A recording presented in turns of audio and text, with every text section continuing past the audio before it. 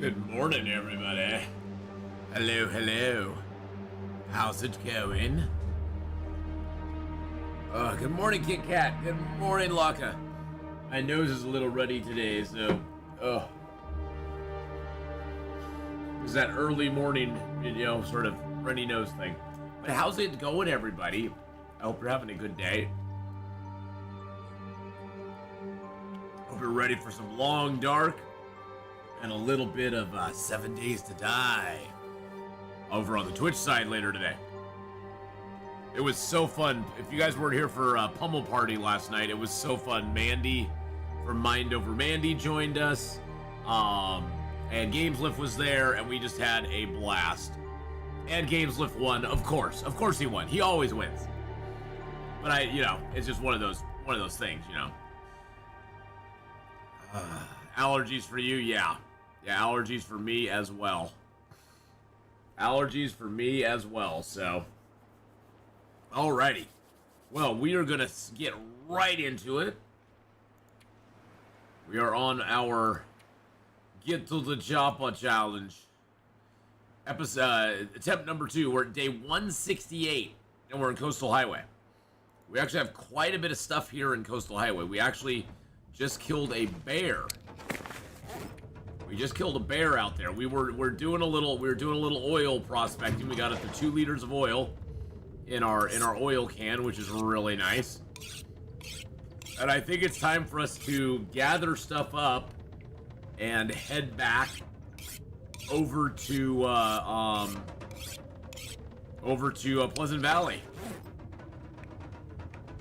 We've got a lot of stuff to carry to Pleasant Valley and also back to the Carter Hydro Dam. More stuff that I'd like to think about. I'm almost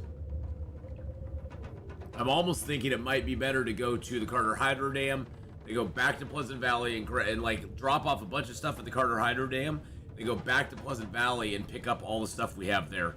Because we have birch and maple and all sorts of things there. And we searched this up already, right? Okay, we searched all this up already. Okay. What's the weather? It sounds bad weather out there. It sounds like it's bad weather. Oh, yeah.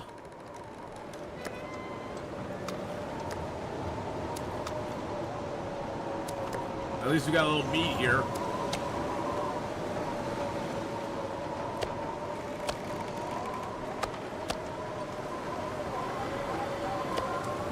Okay, that's cold out there. And look, boys and girls, I have a heavenly donut. I have a heavenly donut. It's like a crumble. It's got a crumble crust to it.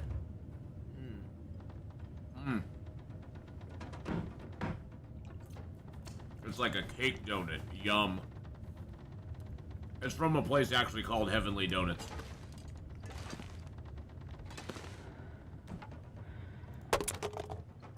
I was coming home from my driving last night. I was like, God, Heavenly Donut sounds really good. I haven't stopped in there for a while. So I was like, I'm going to stop in and get me a Heavenly Donut. And I did.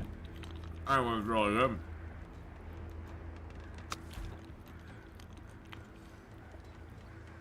Okay, are any of these large? Oh, these are all small fish. Okay, that's cool. I'm okay with that.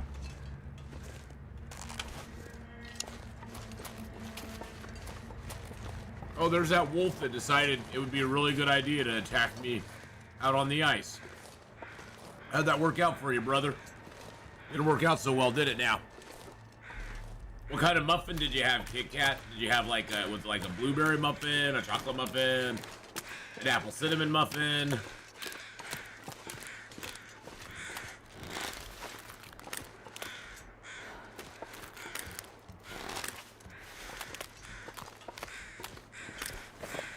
I have 2 bows on me, don't I? Or do I not? No, I don't. I only have the 1 bow.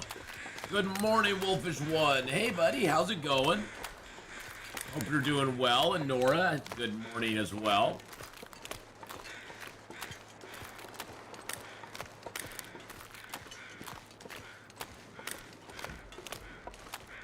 Goodness gracious, we just keep getting beautiful vistas all the time. Look at that shot right there. Look at that shot right there. That is just gorgeous. Can I get the wide angle here? I want to get the wide angle with both peaks in it. Dang. That's just beautiful. What a beautiful day out. Something most people probably don't say in the long dark. Gosh, what a beautiful day out. I wish it would be like this every day.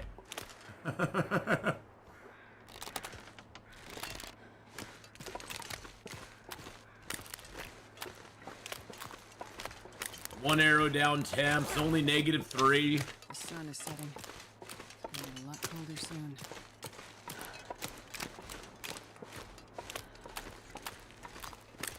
What a gorgeous day. Oh. Whew. Yeah, I was out till almost, just a little bit past, almost midnight last night driving.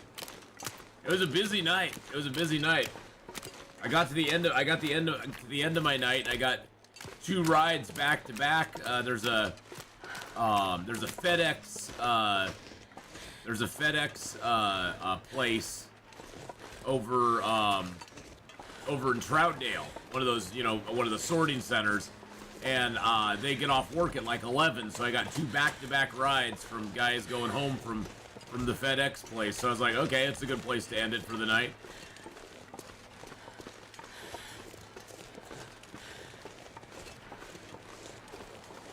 Oh, it's going to be an Aurora tonight. I can hear the Aurora already.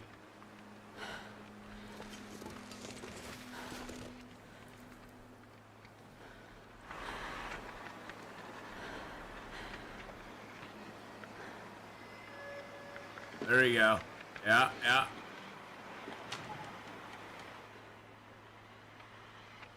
Hear the Aurora already. They're coming in.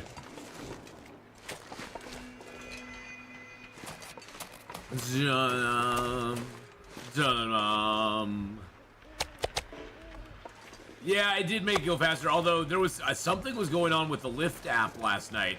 Like it wasn't connecting properly, and several of and it wasn't like it would give me the ride, and then it would just when I clicked on it to go, okay, I accept the ride. It usually then routes you to where you need to go.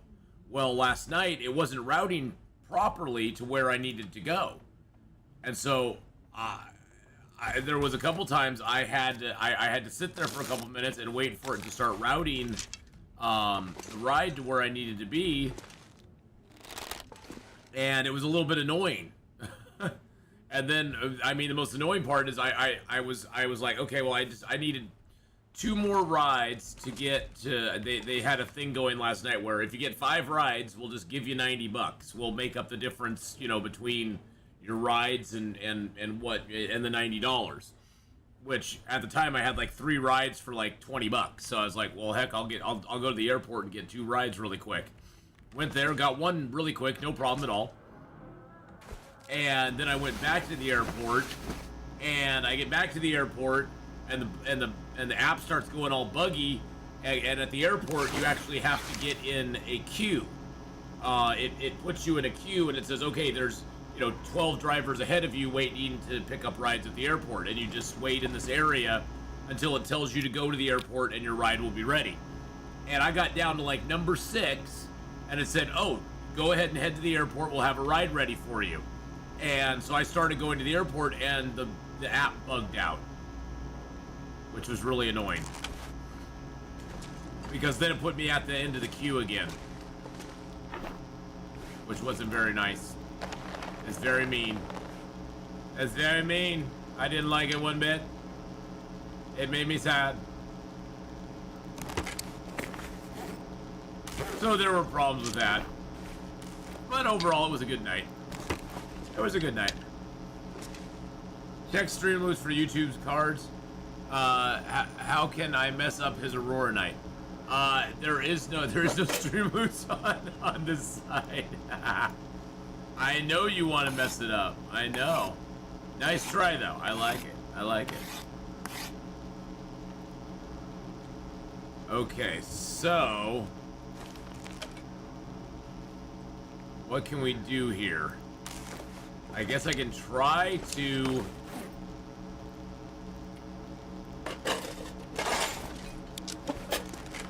I guess I can make some... I guess I can do some of the bow. And I do need to make another bow. I don't know how much of it it's going to let me make. I don't know how long the aurora is going to happen. Yep, that was it. Okay.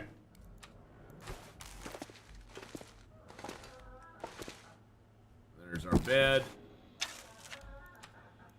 But overall, it was a good night. It was a good night. A weird night, but it was a good night. And I had so much fun with Games and Mandy yesterday. It was so fun. Games and I talked a little bit. We may switch the... We're gonna sort of poll the rest of the stream team members and see if because Games and I really want to get some more people in on stream team night. You know, more of the streamers that are in our community. And so we're gonna kind of poll some of the streamers that are in our community and see if there's maybe a better night that we could get more of them on. Because gosh, if we had even six, even like me and Games and 4 other people, it would be so much different than it is right now. And so we're gonna try to see if there's a better night for anybody. You know, a better night for more people to join us with our stream team night. So we picked Friday night because we were like, okay, well, Friday night, people got stuff going on, but at the same time, we're streamers. It's not like we, we're all going out and having a party life or anything. Guess what? Some of them are. Well, plus having Diablo 4 come out this weekend wasn't probably the best thing for us getting people to come over and have fun too either. So, actually, we could go ahead.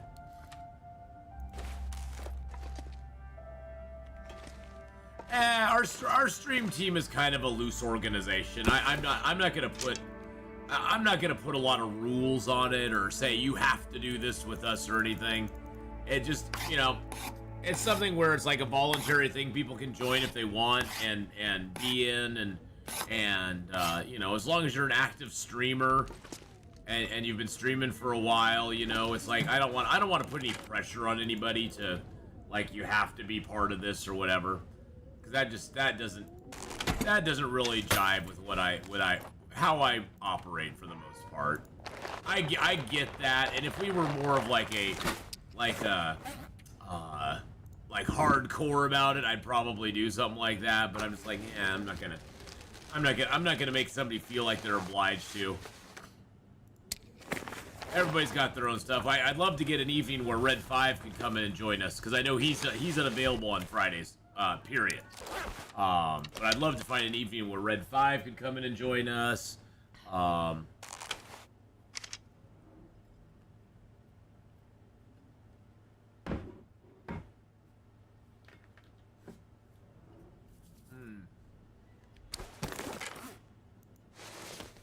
Let's see.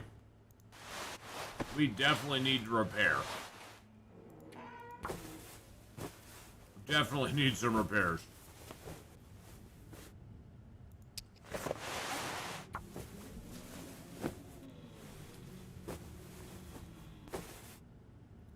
Alrighty. I think don't we have repair 4?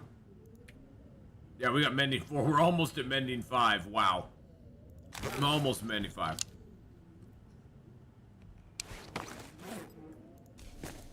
That's one of the options we were looking at, Honora. Like I said, we're gonna poll the stream team and just sort of see what night would work better for more of them. And there's not gonna be any one night that works great for everybody. That's just an impossibility. Gameslift and I are a little more flexible. Right, I mean, at least right now we are. I mean, neither Games or I have like a 9 to 5 type situation, like a lot of people do. So, you know, with streaming being our sort of like main thing, it's easier for us to, you know, be flexible on it. I'm very flexible. Ladies. Excuse me. Oh, I can't repair. Oh, it's dark already. I did not expect that. we repaired all day and repaired all night. Okay. Alrighty then, let's go ahead and get some food. But yeah, we were talking about maybe doing it on the Sunday night, or maybe finding another night during the week that more people would be available. Yeah, well, that's pretty much what it is, Wolfish One. I mean, my driving the last week has been the most social interaction I've had with people offline in probably the last 6 months.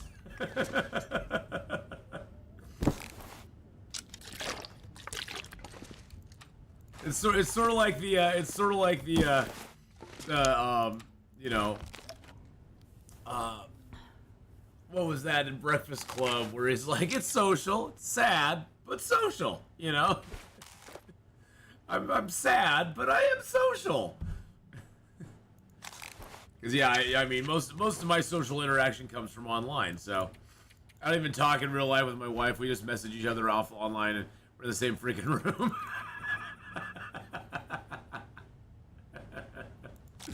That's all right, you know. That keeps the relationship good, you know. You know what I'm saying? But yeah, I mean, you know, that's the thing. Is like I don't really go out and do a lot of stuff. I don't really go out and do a lot of stuff. It's not. I'm not a social creature like that. That just isn't my bag. Let's see. Okay, we got a lot of bandages on us. Holy crap! I got 8 sticks and 6 reclaimed wood. I don't have a lot of fuel left, but that's all right. Let's get some sleep. We're not gonna sleep for very long, but we'll sleep for a little bit, and then we'll get up in the morning and we're gonna get. I think we're gonna head out. I think we're gonna get the hell out of here. I shouldn't have said that because now a storm is gonna come up, but I think we're gonna try to get out of here. So while it's still dark, let's go over here and see what we can. See what we want to take with us.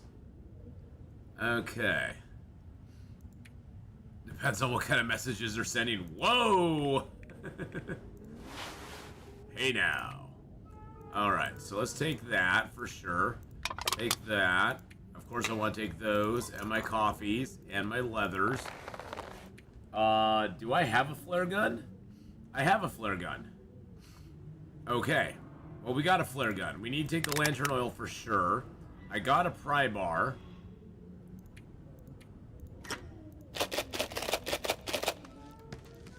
Okay, so that puts us at 41 kilos. I can leave that stuff here.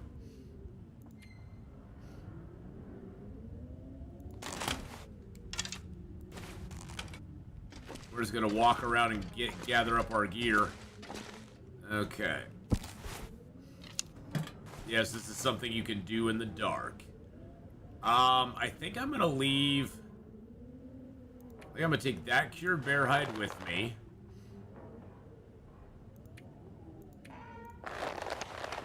I'm gonna take 3 of those. I'm gonna leave the rest of this here, just in case we come back here. Plus, we just have to watch our weight. And then, of course, we'll take all of that, all of those, all of that, and those. I won't take the scrap metal. That should put us, that actually puts us really good. Alright, let's rest for a few hours, and then we'll get up. That's Laka. Yes, that is Laka. I like how Laka put low ash, and then in parentheses, Laka 88. It's like, it's me, it's really me.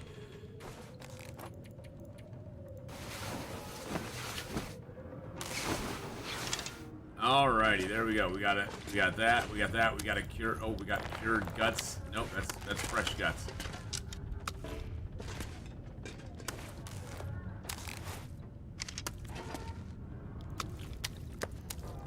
whole bunch of fresh guts here.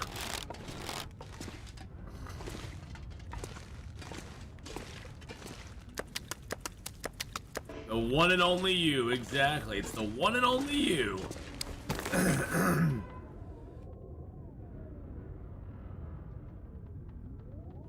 Good lord. Well, I know one thing I can get rid of, is I don't need these tinder plugs. Oh, and I do need my fire strikers and my matches. Okay, so that puts us at 47 kilos. I'm gonna take that. We got our 2 bear hides. Good lord. I do have my second bow now, right? Yes, I have my second bow at 100%. Nice. Just making sure we got everything we need. I'm gonna rip that torch apart. We don't need it.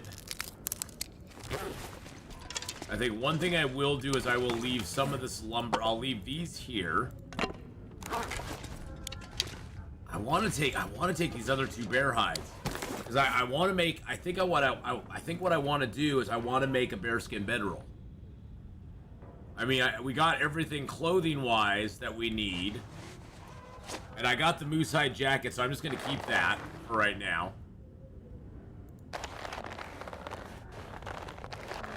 Oh, when I put those on, I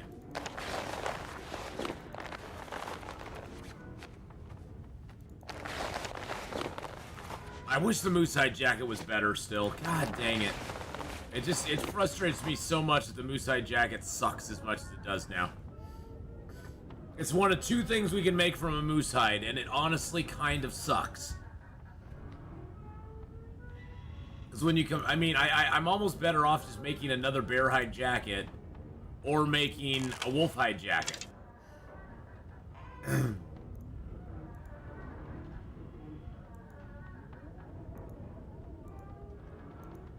Yeah, I'm better off making a wolf. I mean, other than the protection, I'm better off making a wolfskin jacket.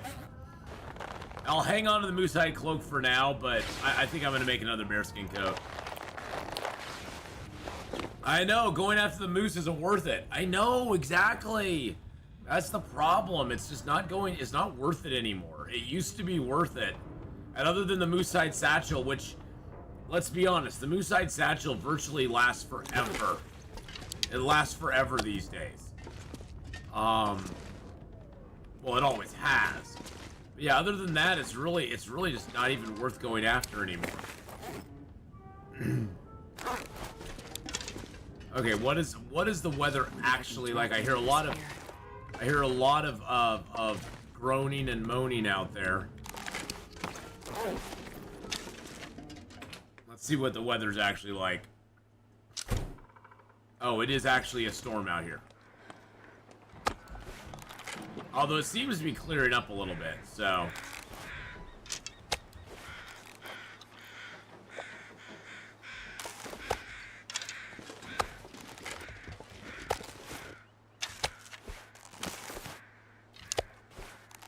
Alright, we'll carry 2 pieces of meat with us. Okay. It actually seems to be getting nicer. It's not like, see, it's just kind of a lightly falling snow fog at the moment. I think we'll go. Hubby will be home for the holidays soon. 30-day to countdown. We're down to 27 days. Oh, that's awesome. That's awesome, Laka. I'm very happy for you. Goodness gracious. Oh, my nose is just running like crazy today.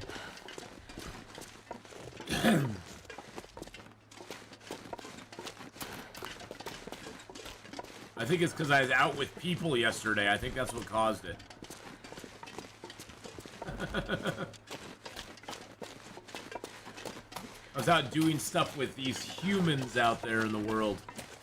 It threw my sinuses all off. He's been gone since March. Wow.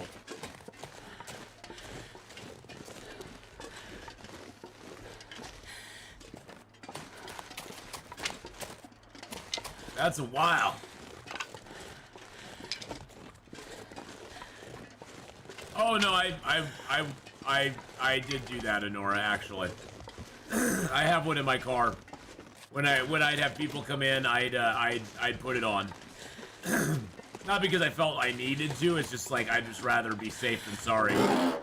I don't want to get sick right now. So, how many hours have I played in the Long Dark? Just over 6,000. Just over 6,000. And hi, is it Posse or Passy? But welcome in. How you doing?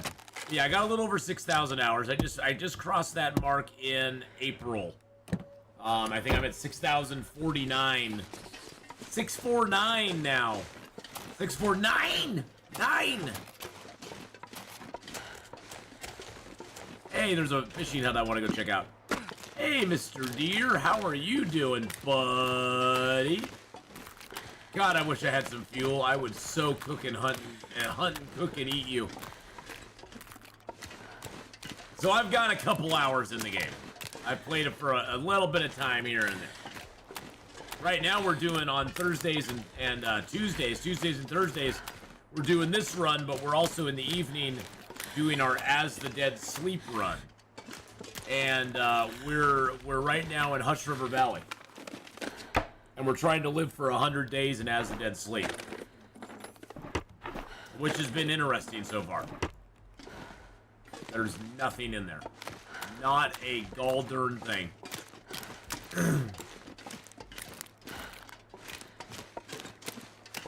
Let's head over to here and see Mr. Wolfie Boy. You're out of fire supplies? Every animal in the book's gonna appear. I bet we can sneak up on this wolf. You see him coming at us, he smells us.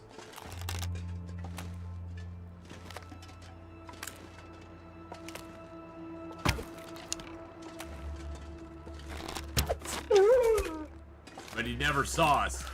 He never saw it coming, boys and girls. He never saw it coming. He smelled us because we got the meat on us. Even though it's not showing stink lines, you saw how he was coming right at us? That's because he smelled us because of the meat. That is the absolute beauty of Archery 5. Is you can just crouch down, let him come towards you, and then you can just snipe the crap out of him. You're just like, oh, you want to come at me? Really? Got another thing coming, son. Let me tell you, brother.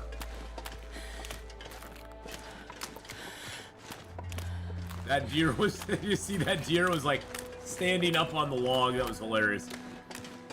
The deer was like, hey, I'm kind of chilling out here. God, you know, is it just me, or do they not put as much stuff in the fishing huts as they used to? There used to be so much more stuff in the fishing huts. I mean, I have not found something on these upper shelves for like, I don't know, a month or so. It's been like a month since I found something on those upper shelves. It used to be you'd find all sorts of cool little things and gewgaws in there. I'm sure glad they fixed these logs so you can just walk up on them. Isn't it funny? I can't step over a snowbank, but somehow my guy just goes right up on a log. Right up on a log. We can't step over a snowbank on the road, but a log that is at least, 9 inches high. Oh, no problem at all. Just go for it. Step right over it. It's no problem. I mean, I'm glad they fixed it. Don't get me wrong, because it used to be you had to like maneuver around to get on top of those. So I'm glad they fixed it, but I just find it hilarious that the logs you can get up on, but you come up to a little snowbank and it just stops you dead.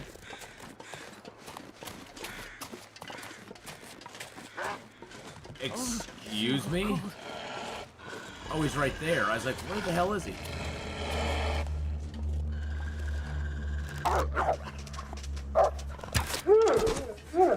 Hello, dinner. Hey, Janelle, how you doing? Hello. How's it going? Yeah, definitely make sure to smash that like button, boys and girls. It helps in the algorithm. I know it's a thing for those of you who watch on Twitch.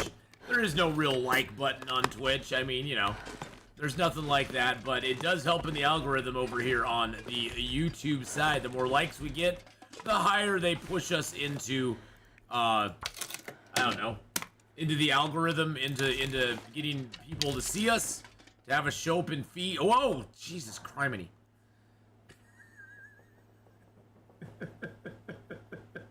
I turn around, there's somebody laying on the bed. I'm like, ah! That's why I don't play scary games. I was like, oh, Jesus Christ, there's a dead person right on the bed. They're just sleeping, yeah. What you're saying, Honora, is I just rolled this person. I rolled this person to see what they had on them. Oh my goodness gracious. I'm gonna take that bedroll. That'll just get us warmed back up. I like it. I'm liking it. I know. I've never seen a body on that bed before, Kid Kat. I think that's the main thing. It's not even that the body itself. It's just that I did not expect it there. I've not seen one there ever before. So to have one just appear there makes me kind of jump a little bit. Ooh, it's a cairn. Come here. I want to touch you. Its story's not yet written, boys and girls. Story is not yet written. Makes me sad.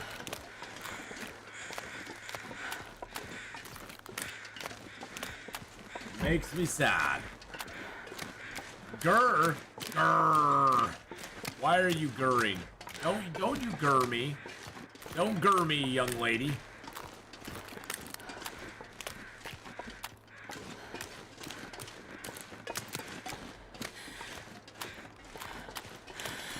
You want stories? What stories do you want? I can tell you a story. Let me tell you a little story about how my life got turned upside down.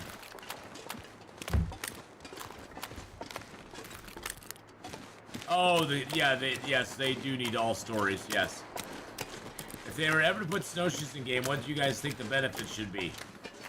Hey, Wesley, how's it going? It has been a while. How are you, my friend? I think if they put snowshoes in the game, they should give you, like, they should give you, better movement over snow, only snow.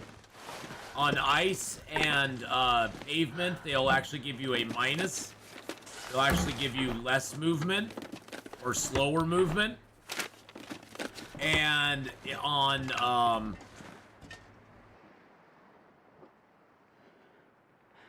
and on snow, they'd also give you less sprain. I was just gonna say that, and then I had to cough like crazy. Remember that time you said hi to me, and then I said hi back to you? And oh, it was so cool. And you remember that time at band camp where I said hi, and you said hi, and we like looked at each other and went hi, and we were like, oh man, that's so cool. I do remember that time.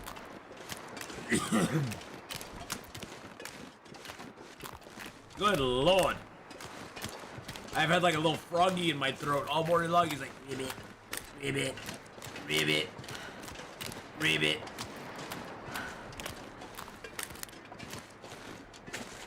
Yeah, remember that time when we were like playing Long Dark and you came into chat and you were like, hey, long time. And I said, hey, long time. That was cool. That's cool. Sick from work? Oh no. This is normal. This is such normal stuff, Honora. This is so normal me in April, May, and early June, and also in October, November, and late September, October, and November. This is how I always am. Get scratchy throat. It takes me about 2-3 hours to get like warmed up every day.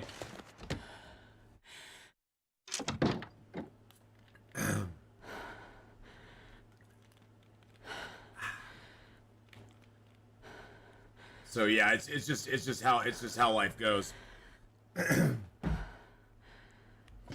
And this is me on my allergy meds. When I'm off my allergy meds, it's even worse. Off my allergy meds, it just gets all in the head. The head gets all stuff. I am allergic to people in real life. That is true.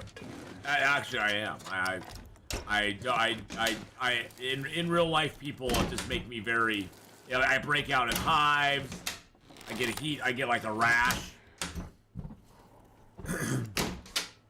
They make me sneeze. I had one gal last night who had really heavy perfume on. It's like you just want to pull her aside and go. Best be prepared for anything. And go, honey. If anybody who's standing more than a foot away from you can smell well, actually, if anybody who's standing more than 6 inches away from you can smell your perfume, you got too much on. I'm not saying it's bad. I'm just saying you're trying a little hard, my dear. You sweet summer child. You don't need to slather it on.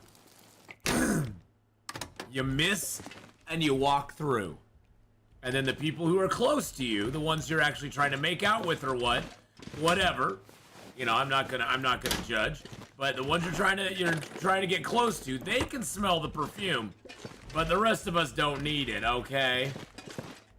It's a little overwhelming. And then, so after she was in my car, I actually had to roll all 4 of the windows down. Because I was like, damn. I was like, damn. Yeah, I mean, it was pretty heavy. She got in the car and it was like a wave just hit me and I was like, alrighty. Nice enough young gal, but yeah, it's just like, you know, but I run into that with young men as well, where they'll just like slather the cologne on, and I'm like, dude, no, you just need a little splash. The perfume and cologne, that's for like your, that's like for the person you're wanting to get like kind of intimate with in a way. You know, that's for them to kind of like smell. It's not for the rest of us, okay? Well, they don't teach them how to boil an egg, Honora. They don't teach them how to change a flat tire. They don't teach them how to mend a piece of clothing.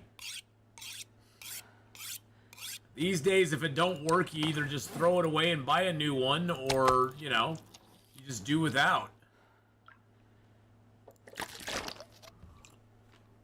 Or you call AAA, or you get on your phone and you call, you know, you get somebody roadside assistance.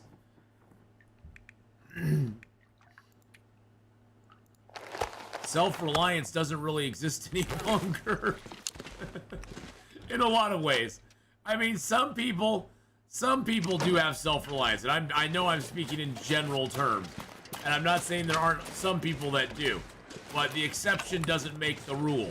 I would guess that probably 80% plus of people under the age of 25 cannot change their own tire on their car. That's just a guess. I have no statistical data to back it up. Just of the, you know, small sample size I've run into, most of them would have no clue how to even change a tire. They'd be like, well, I'll just call AAA, or I'll just call roadside assistance and get them to come help me.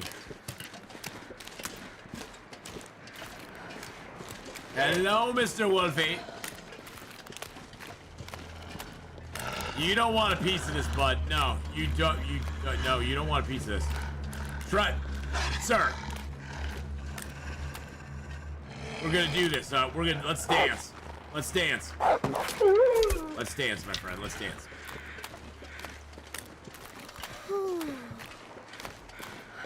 And Kit Kat, I'm not saying it's any fault of that generation. You know whose fault that is? That's our fault. We didn't prepare the kids of the next generation to figure it out. I mean, I've shown my son how to change a tire, and I think my daughter knows how as well. But, you know, we failed in the schools, we failed as parents in a way, and we didn't teach certain things to the next generation. Which it comes down to being our fault for the most part.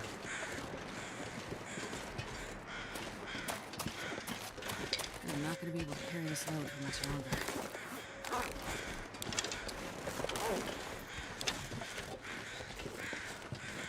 I really have like one extra stick on me. One extra stick did me in. all for that lack of a stick.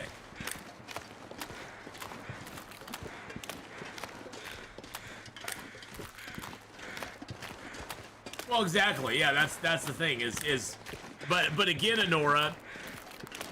Honestly, parents kind of, I think parents in a large way dropped the ball, as far as they didn't push back hard enough when schools started getting rid of those kind of programs, and they should have. They should have pushed.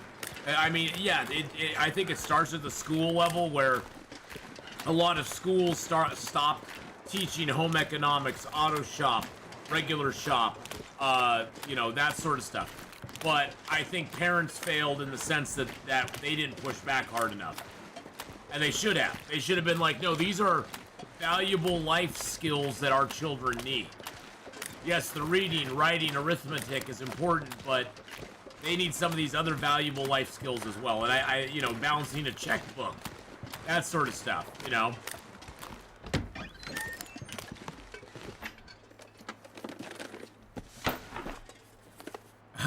You don't care to look it up. Well, and I think maybe in a way that's one of the reasons that they stopped teaching it, is a lot of people were like, well, it's online now, so they can just go look it up if they need to. And it's like, there's a lot of difference between, you know, looking up a YouTube video online on how to change a tire and actually having practical experience. And I'm just using the tire example because it's an easy one. And then having the practical experience of having somebody go, this is how you take the lug nuts off. Then you take them off you take them off, get the tire off, you make sure the jack is set properly, blah, blah, blah. Make sure your brake's on. And then when you put the tire back on, you put the lug nuts on in a star pattern, get them all tightened down. You know, there's a difference between watching a video on it and having somebody stand there and help you through it and sort of be your spotter, so to speak. So, yeah, they stopped teaching those things, Janelle. I mean, my kids came out of high school not knowing how to change a tire, not knowing how to just do basic things like that. I finally learned about car insurance this year. Car insurance is fun, ain't it? I mean, I've sort of pushed my kids ever since they turned 16 to get a vehicle. I never wanted my kids to be the non-vehicle kids. Really? Really, dude? Really? Really, bro? Bro. Bro. Bro. This could go horribly wrong, by the way, boys and girls.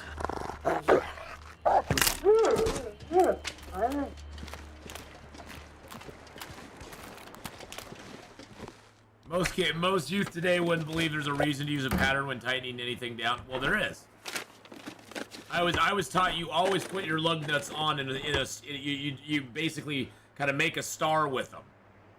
I mean, I was taught that from early on. That's so you get a nice even set on the tire. So it's not like you're tightening into the top and then you get to the bottom and it's like all cattywampus. I know, cattywampus. I'm a non-vehicle kid, driving scary. See, that's the thing, is they've taught kids these days that driving's scary. No, it's not. Driving is the best freedom you'll ever have in the world. Driving is the best thing ever. It's so lovely. Yep, saves warping and losing a tire when driving, yep. Driving is the best thing ever. Ever!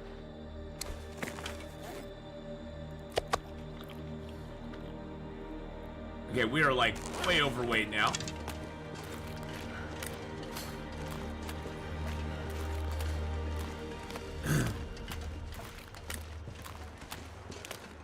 I don't know what I'd do without driving. I mean, I'm glad that a lot of younger people don't drive because it gives Lyft drivers like me a chance to make some money.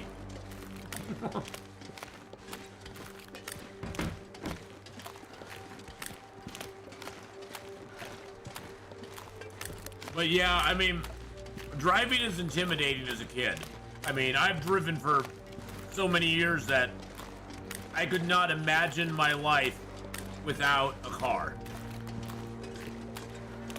But then again, I've also driven since I was really young, because growing up more out in the country, you kind of are given the opportunity to get behind a wheel at a very young age. At a very young age, you get behind a wheel.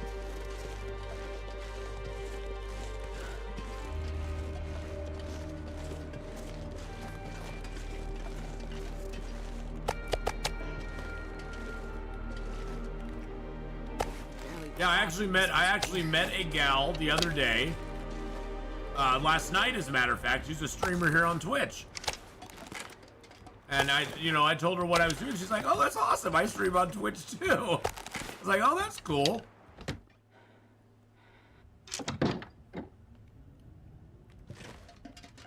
And then I met a dude who was up from San Diego, and he was a big-time gamer as well. We started chatting a little bit. I've met some interesting people. I met a gal who moved here with her 2 daughters from Brooklyn, New York. She was like, I just had to get out of Brooklyn, New York. I just could not raise my kids there anymore. I was like, big city, I can't blame you. I don't care if it's Brooklyn, New York, or Portland, Oregon. This was out in Hillsborough area. I was like, I can't say I blame you. I wouldn't want to raise my kids in a big city either at this point. It's just there's too much going on there. I mean, I know some people love big city living, not me. And for those of you who love big city living, good for you. I mean, you can have it. You can have it. I'll take my small town boy. I'll take my small town boy living. It's just not for me. Okay, so... This pack is getting too heavy to carry. Oh, shush-a-bye. You're fine, my dear. Jeez Louise. You just like to complain all the time, don't you?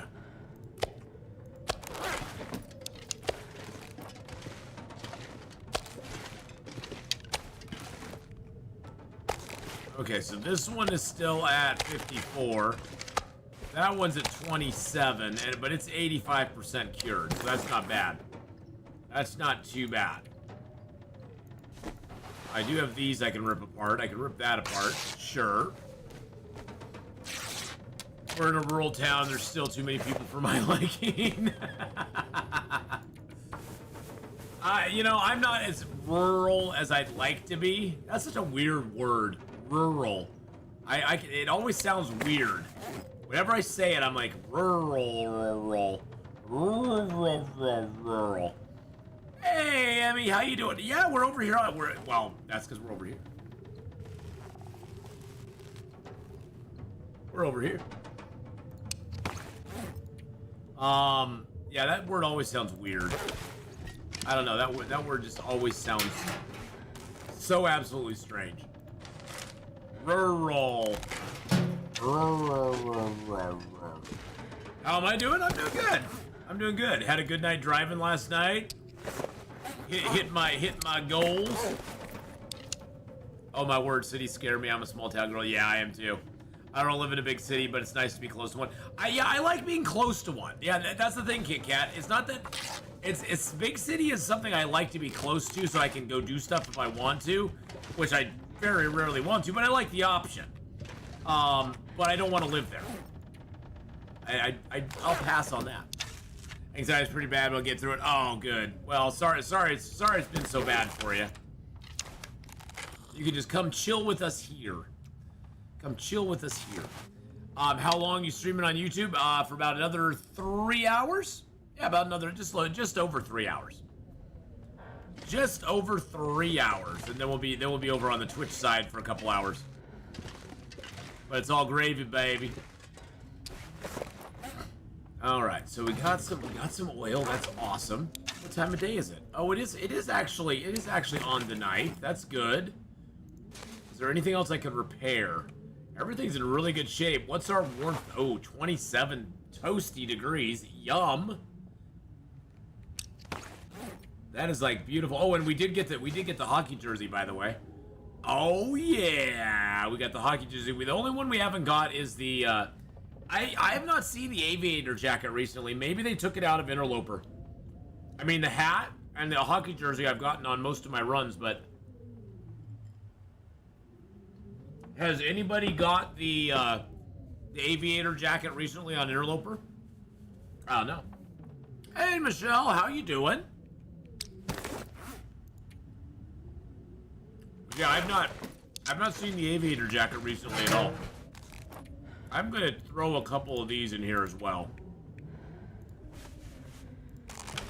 Yes, please go check out Wolfish1 on Twitch, boys and girls. And also, you know, check out our store over, us over on Twitch as well, so.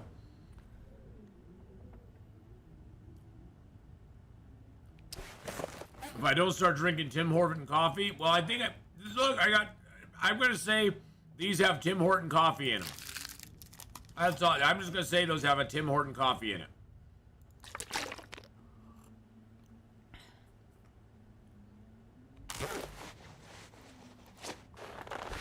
We got our deerskin pants, deerskin boots. We got our bear hide coat and the crappy moose hide cloak, which I made because I was like, I want to make one because there's nothing else I can do with moose hides. And now I regret making it. I'm like, it's kind of crappy. I mean, it used to be like a good alternative. It had like mediocre warmth and windproof. But it used to have 25% protection, which was like, okay, for 25% protection, because that pumps up, that would pump this up to 50% protection once you had it on. If I had the same set of gear, it would be 50% protection. But now that it only has 20%, it's like, it's not really worth it, honestly. There we go. Look at us in our Northern Ice Pride shirt there. Yeah, there we go.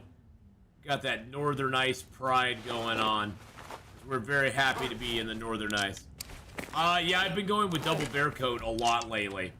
That's been kind of my go-to. That's been my kind of go-to lately. But welcome in, everybody. Don't forget to hit that like button. Don't forget to hit that like button on the way in or the way out. If you aren't here for very long, thank you for coming by. Thank you for hanging out. Oh, geez. An Aurora, huh? Okay, well, that's a thing. That's something. I need a couple of these cans down because they're just so heavy. And I have cooking 5, so we're okay.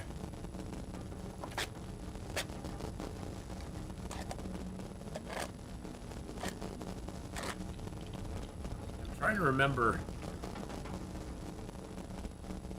to remember who that gal was on Twitch. Is there a way to see who you recently followed on Twitch?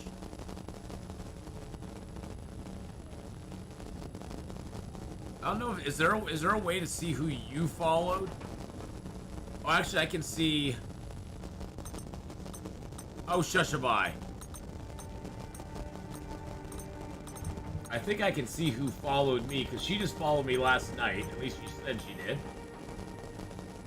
I was going to give her a little shout out.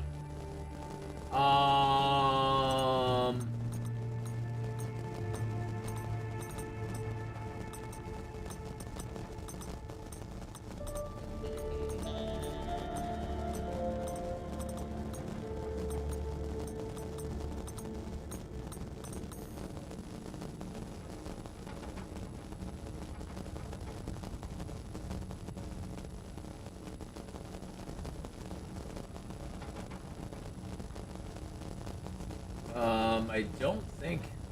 I don't know if there's a way to see who followed me or not. Oh, follower list. There we go.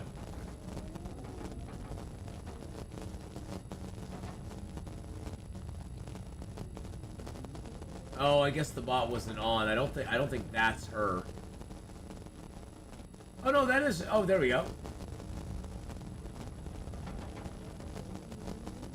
So this is the gal who followed me last night. It looks like she plays a lot of Phasmophobia, Blair Witch, Tell Me Why. It was a really nice gal.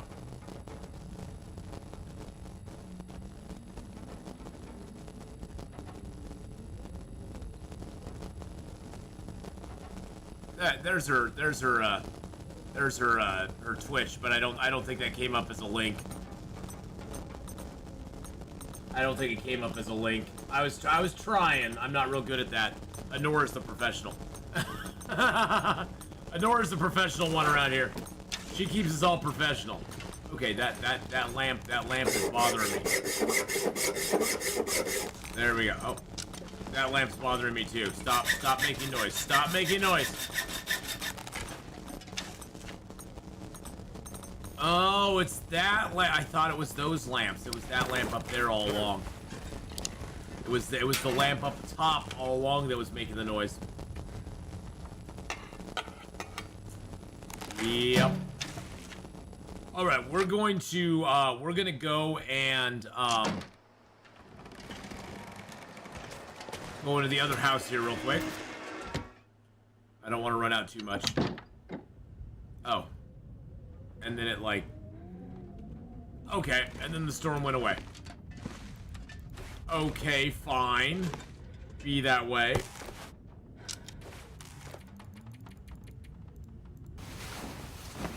Be that way.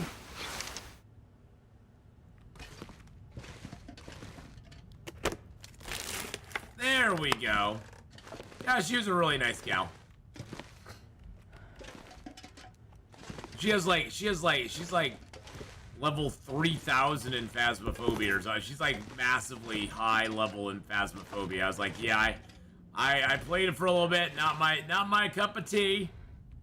Not my cup of tea. But, you know, not every game has to be everybody's cup of tea. Sometimes games will be a certain person's cup of tea, other times they won't.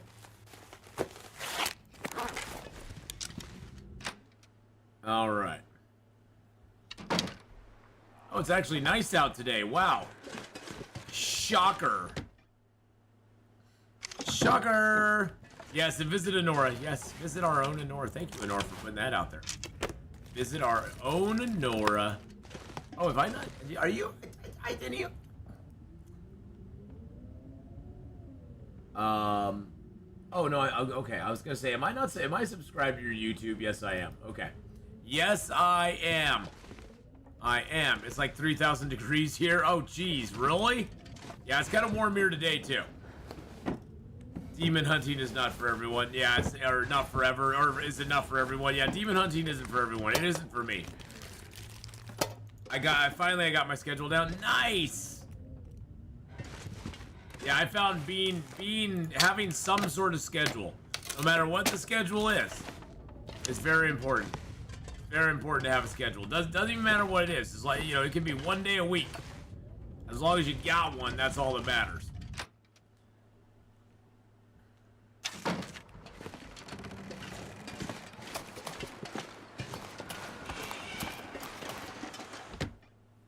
Use yours as a guideline on how to put it. You didn't have to do that, my dear. You did not have to do that. You could do whatever you wanted to.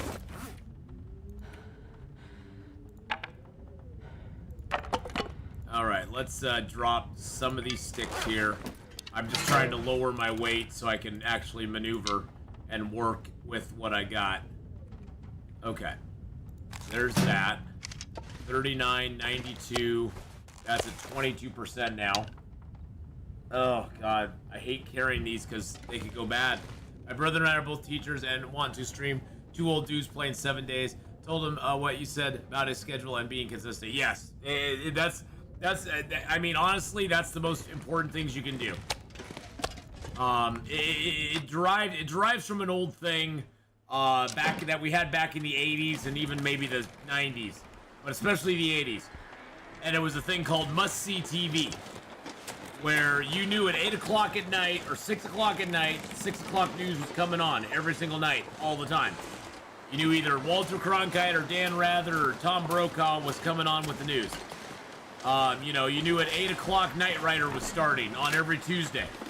You know, it's one of those where as a streamer, you know, you got to realize that if you want to get a consistent audience, you have to be consistent yourself. Because if you just like you know, or like, oh, I feel like streaming and it's 2 in the afternoon, and then the next day you're like, I feel like streaming and it's 8 o'clock at night.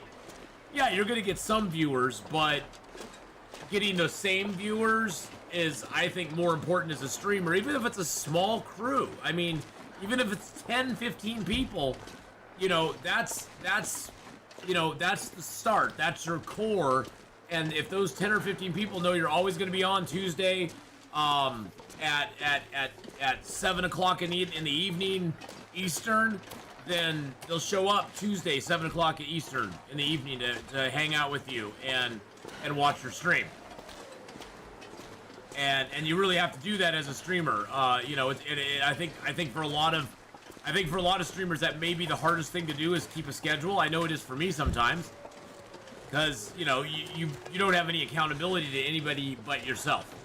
So you have to be a good manager of your own time, and even I fail at that more times than I'd like to think about. But that's the thing, is like, as a streamer, you have to become must-see TV. Where people are like, yeah, exactly, 9 p.m. for moonlighting. Yeah, exactly. And that's the thing, you got to be must-see TV for that, for, you know, even just a small crew of people.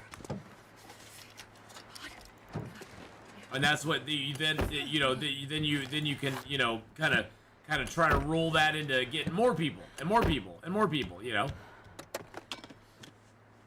And by the way, A21 weekend is not, of course, this weekend. I think they probably did that because Diablo 4 came out. And I think that they'll probably do it next weekend, I'm hoping. Crossing our fingers and our toes. Well, and that's the thing too, Honora. I would rather have quality over quantity.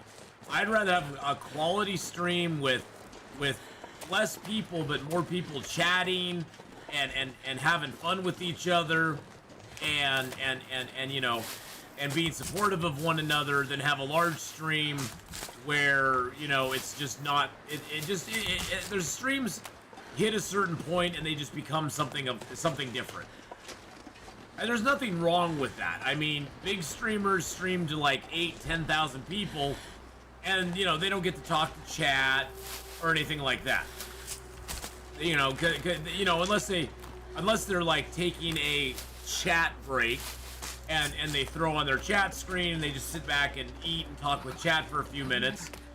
But even then, if they're talking to chat, they may be responding to 1 in 100 or 1 in 200 messages. I mean, they don't get a chance to really engage as much. Which, you know, for bigger streamers, that's not as important. Streams go through sort of stages. There's a stage where, you know, you don't have hardly anybody, and you're just kind of talking to yourself, and maybe 1 or 2 other people in chat. And then you get to a stage like mine where, you know, on Twitch, I'll usually have between 40 and 100 people at any given time, and we chat back and forth, and sometimes it's really quiet in chat, sometimes it's not, but we kind of have fun, and we just chat back and forth and have fun with each other, and I can usually keep up with chat pretty well. You get much above 100 people, like 100 to 200 is when it starts to kind of change a little bit. The streamers, usually you can't keep up with all the chat like you can when it's below 100. And then once you get over 200 people, chat kind of takes on it morphs and takes on a life of its own. And chat is kind of at that point entertaining chat. Chat talks to itself, and chat is telling, you know, chat is, you know, basically making jokes, and the streamer is not as much a part. The streamer is more of a, it's more of you are there to watch the streamer instead of expecting the streamer to interact with you as much. Where I think with smaller channels, interaction is way more important. And, you know, there are times where, you know, I will be streaming, I'll be streaming a brand new game I don't know, and I can't pay as much attention to chat. And I know some people's feelings get hurt when I don't do that, and it's like, well, that's just, you know, if I'm playing a new game and I'm trying to figure stuff out, it's what happens, you know, that's just how it is. And, you know, it is, And it's frustrating for me because it's like I want to pay attention to chat. I want to see what chat is talking about, and sort of be in the loop with what everybody's talking about and everybody's joking about, you know, in chat, or you know, answer questions that people might have or whatever. So it's a fine line you walk as a streamer, I guess, when it comes down to it. But yeah, after 100 people, it's hard to keep up with chat. That's why I said like 100 to 200 is when it starts to change. You can kind of keep up with chat at that point, and I've had like 100, 120 people, you know, at the same time before, and it does get a little more difficult. It's doable, but you really have to like be comfortable with the game you're playing, and really be looking at chat a lot while you're playing. And if you don't, then you're gonna fall behind. But yeah, after 200 people, it changes. The whole game changes after that. After 200 people, it's a completely different thing.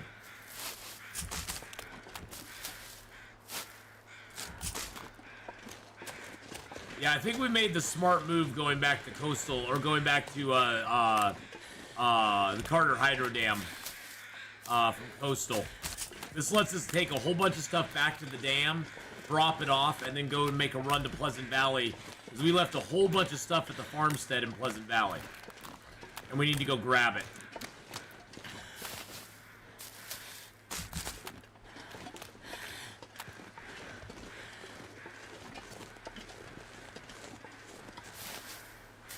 But I wouldn't have, I mean, I'm already at max care. I'm at 52 kilos already. There's no way I could go to Pleasant Valley and grab all the stuff I have there. I probably have 15 kilos worth of gear in Pleasant Valley right now that I would need to grab. I saw a maple up here, so we're gonna go grab this. This is a pretty common spawn for maple. We're on the creek going from the fishing huts up to the ravine. So we're headed to the ravine right now.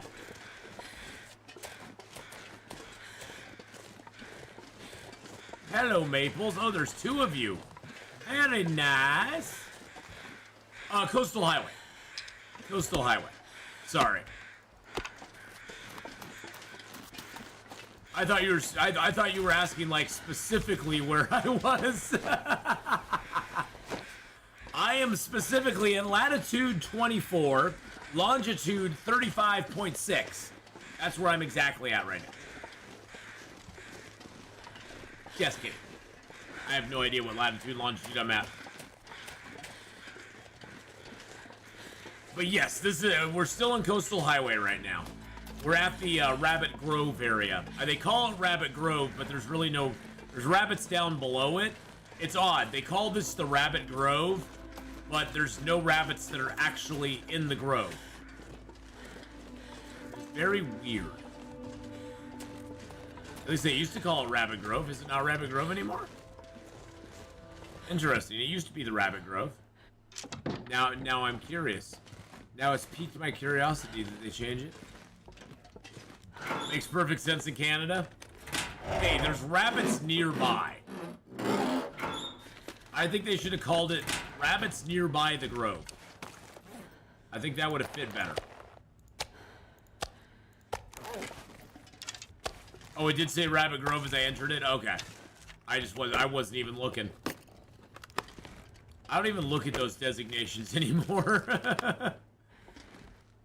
I generally know what they're called, and I'm like, okay, whatever. Call it what you want. I'll tell you what I want, what I really, really want. I want to put my maples down.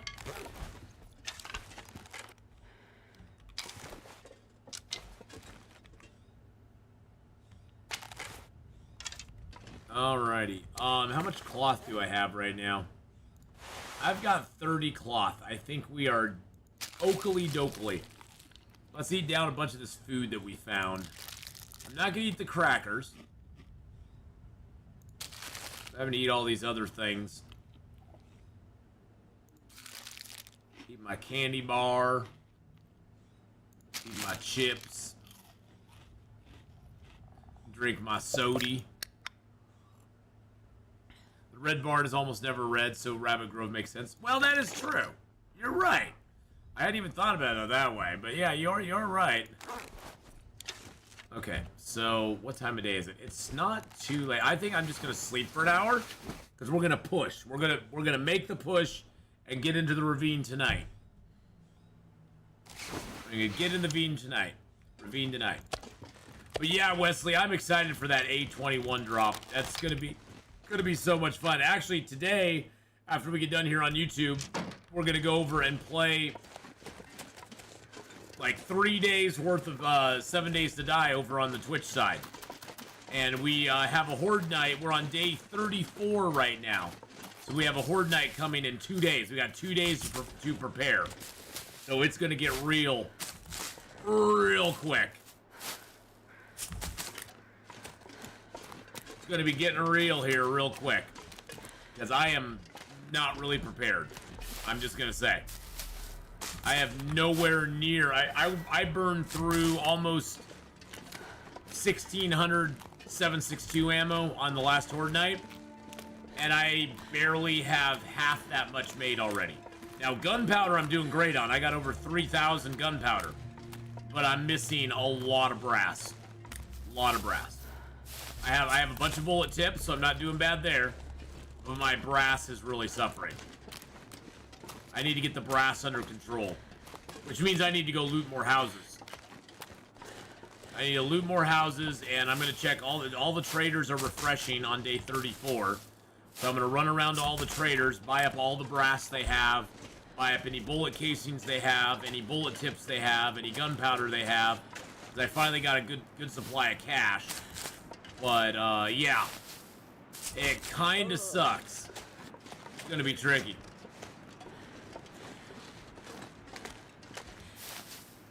Both games make you pay dearly for mistakes, yeah. Well, let's see, usually in 7 Days to Die, I play it on permadeath. So usually in 7 Days to Die, I play permadeath. Now this run, I'm just gonna play it. I just want to get back kind of in the rhythm of the game. So I've died a couple of times, so. Can you make AP armor? Armor proof? Or ammo proof? What is AP armor? Oh, the armor piercing 7.62. I can, but it takes more gunpowder, and I don't really want to use up the gunpowder right now. I just went mining. I'm waiting. I'm hoping this time on the. I know what you're saying though, because the armor piercing would go through more zombies and hit zombies behind them as well. And that's not a bad idea. I hadn't even thought about that. It's not a bad idea. It doesn't take any more any more brass or bullet tips. It takes more gunpowder. And I am pretty juicy on gunpowder right now. Late stage hordes are handled best with exploding steel arrows. Wow.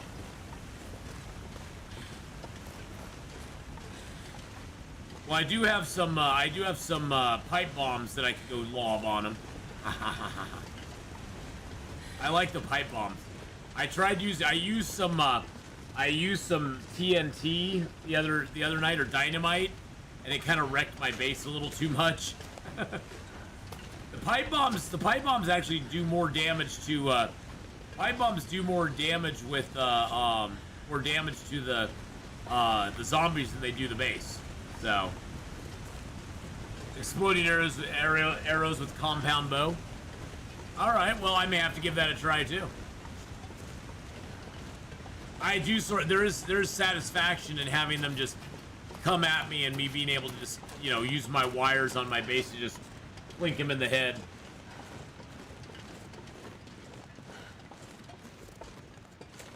I will admit I get a little freaked out when the cops start coming. And then the explodey zombies start coming. I haven't run into the exploders yet. I'm at a level now where I'm starting to get a lot more cops in buildings and stuff, where I wasn't getting them hardly at all. And a few more military zombies. The military zombies look really good now. They look way better than they used to. I mean, honestly, the cops look better too, but... Okay, I'm not auto-walking. No auto-walking. Dude, I got hit by a horde of like 9 zombie dogs on like day 10. They attacked my freaking house, dude. I was like, what the hell?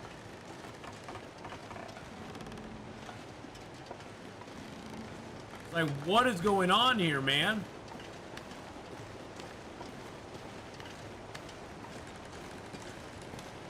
I don't think I'll ever try 7 Days to Die, but might consider trying the other zombie game you're playing someday. Oh, State of Decay 2? State of Decay 2 is really good. State of Decay 2 has a really smooth gameplay. I like the combat in it. The combat is not super overpowered. It keeps you humble because you can get overwhelmed in State of Decay 2 very easily. You can get overwhelmed in 7 Days to Die as well.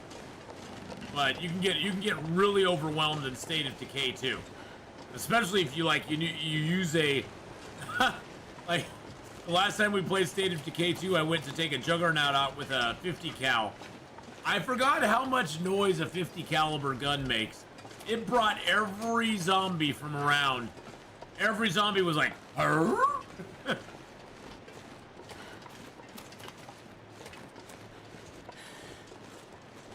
Have I fallen off that bridge? Yes, I have.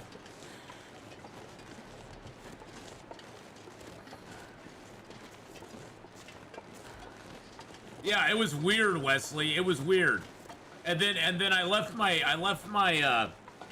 had so much gunpowder that I just left it cooking during the day. I came back from a raid on a house, and the zombies had broken into my house. There was a screamer in my house, just all pissed off about stuff. And there was like 4 dogs outside and a whole horde of zombies outside. I was like, really? Really? You guys are doing this to me right now?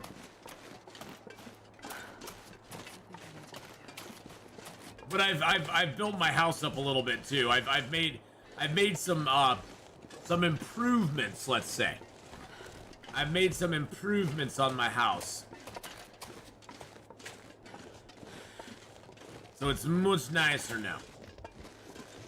I have some shooting platforms and stuff. The only thing I had running was my chemistry bench. My chemistry bench was making gunpowder. That was the only thing that was going on my chemistry bench.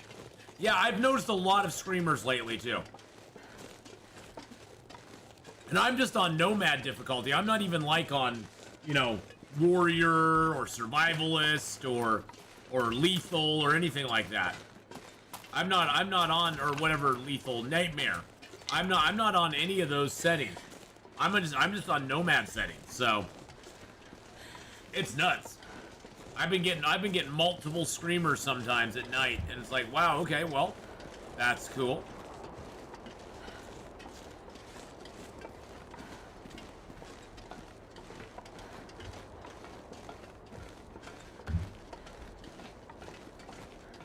Yeah, but I was shocked that I only had the one thing going, and I was like, oh, well, that'd be fine.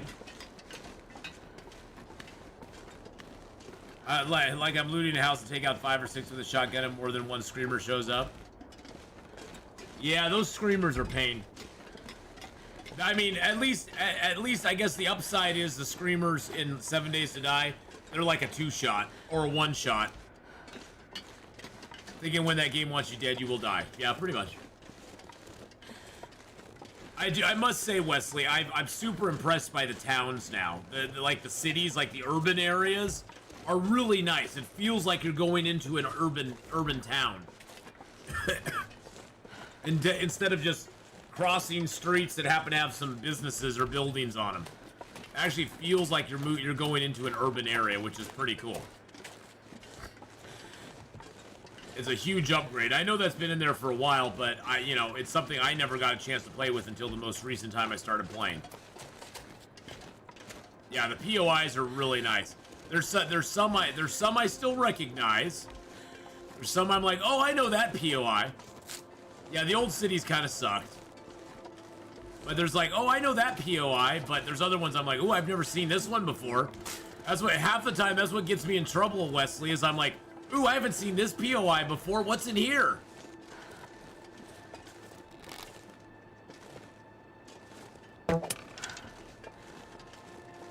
Mr. Rabbit, Mr. Rabbit, Mr. Rabbit. You weren't supposed to do. You weren't supposed. That arrow was right at you there, sir. Ma'am. Sir.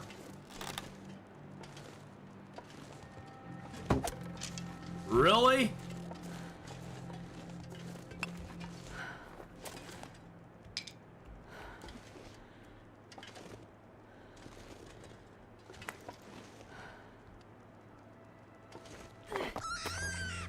Easier to hit you with a rock. Easier to hit you with a rock, isn't it?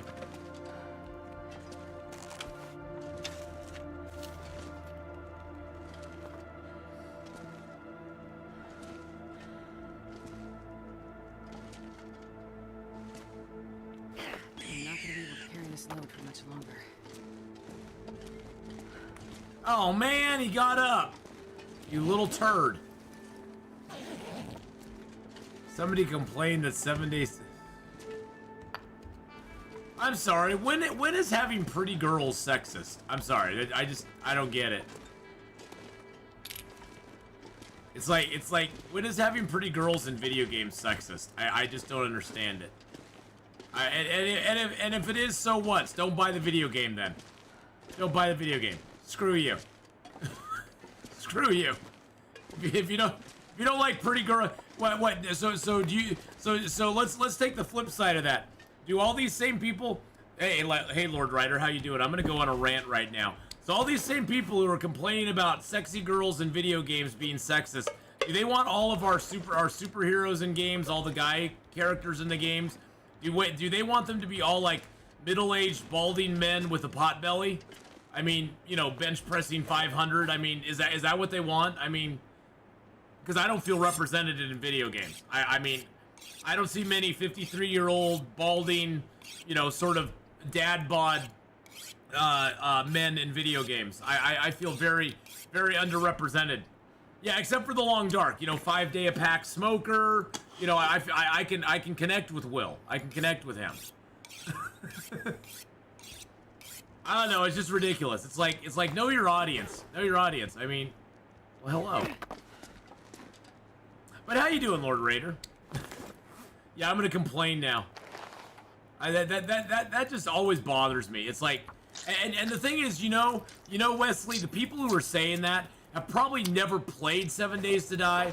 They've probably never bought 7 Days to Die. They probably have never spent a dime buying that game or playing that game ever. They probably never spent a penny on it. And I just want to tell them, just shut up and go away. Go buy something else then. Go buy your own thing. Leave my video games alone, jackass. Leave my video games alone. I want to see idealized males and females in my video games. I mean, it's a fantasy. There's a reason it's called fantasy. I can go out on the street and see normal average women and average men. I want something different in my video game. I want to see an idealized version of men and women in my video games. There's nothing wrong with that. It doesn't make me a horrible person. It's called fantasy for a reason. You don't watch Conan the Barbarian to see a guy that looks like me with these guns running around. You want to watch Conan because you got Arnold Schwarzenegger in his prime with his rippling abs and his big raw. You know, that's what you want to see. Because it's fantasy. But you know, if you are of that crowd that everything's racist, everything's sexist, everything's homophobic, you just have to look for it. Well, you know what? If you look for stuff, you're generally gonna find it. You're gonna find it just about everywhere. If you're actually like looking for it, if you're actually looking to be offended all the time. Sorry, I'm going on a rant now. Just pisses me off. Lord Raider, you came in at a perfect time. I just started ranting. The company's called the Fun Pimps. Well, they pimp fun. What's wrong with that? They pimp fun. Yeah, it's funny. The same people Wesley Mills probably praised Snoop Dogg, who's come out and said he was a pimp back in the day. They're probably like, oh, he's so cool. The whole world's gone crazy, boys and girls. The whole world's gone crazy. The whole world's gone crazy, I tell you.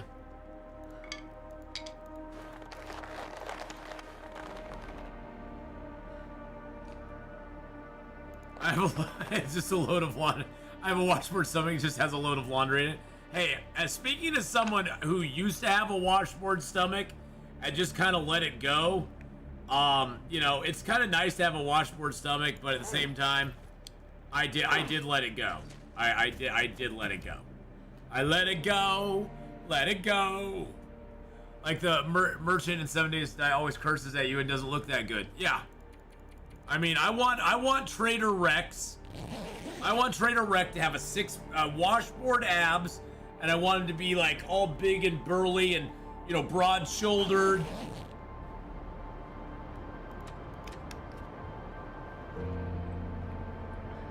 But it does have a load of laundry in it all the time.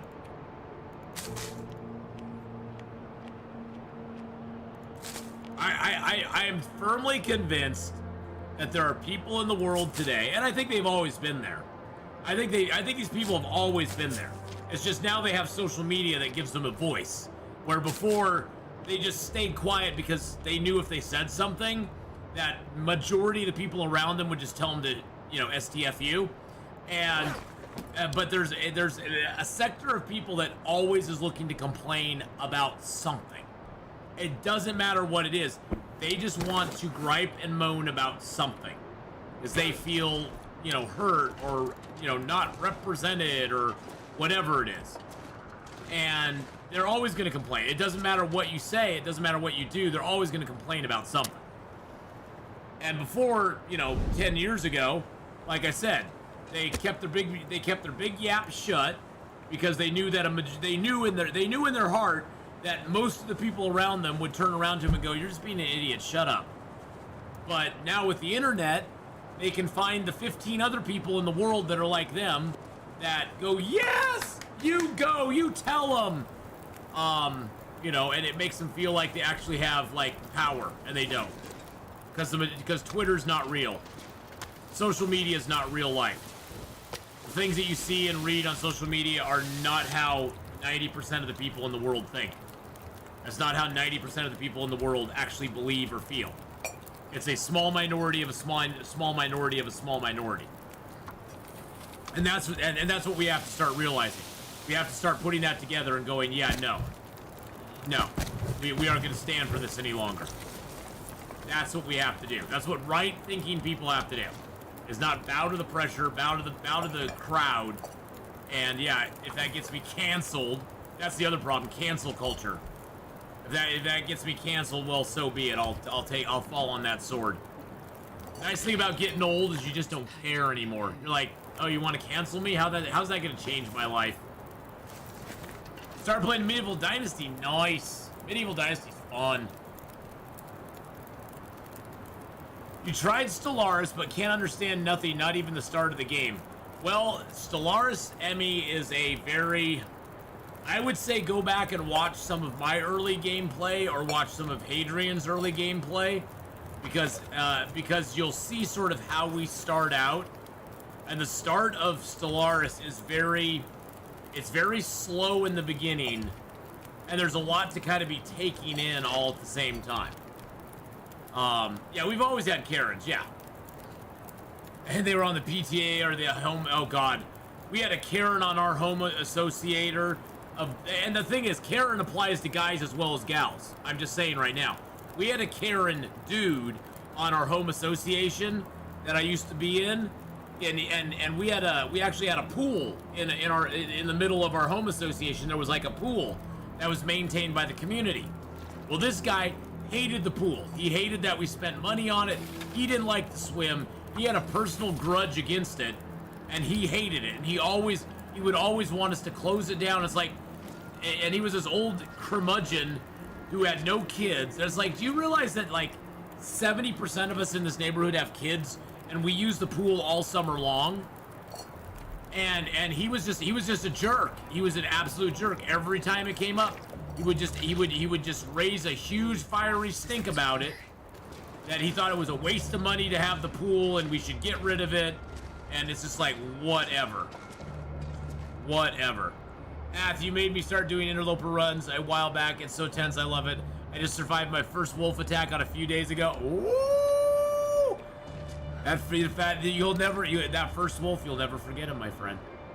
The first wolf is always your wolf. It's like the first doctor is always your doctor for Doctor Who. The first wolf is always your wolf. That's the one will stick with your brain. That's the one you'll remember. You'll tell stories to your grandchildren about it 50 years from now. Be like, you know, back in my day, there was a wolf and he attacked me in Long Dark. He had no mercy upon my soul. You can take a life lesson from that. Let's hope this storm passes so we can just go. Well, I'm glad you're giving Interloper a try. It's very rewarding, but can also be very trying. Be very trying at times too. Be very trying at times as well.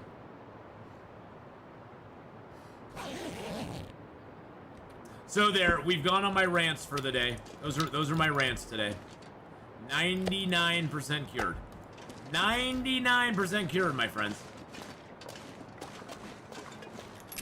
Is getting too heavy to carry. With 3-day seasons, how long is a game of Dynasty approximately? Oh, it's a long game.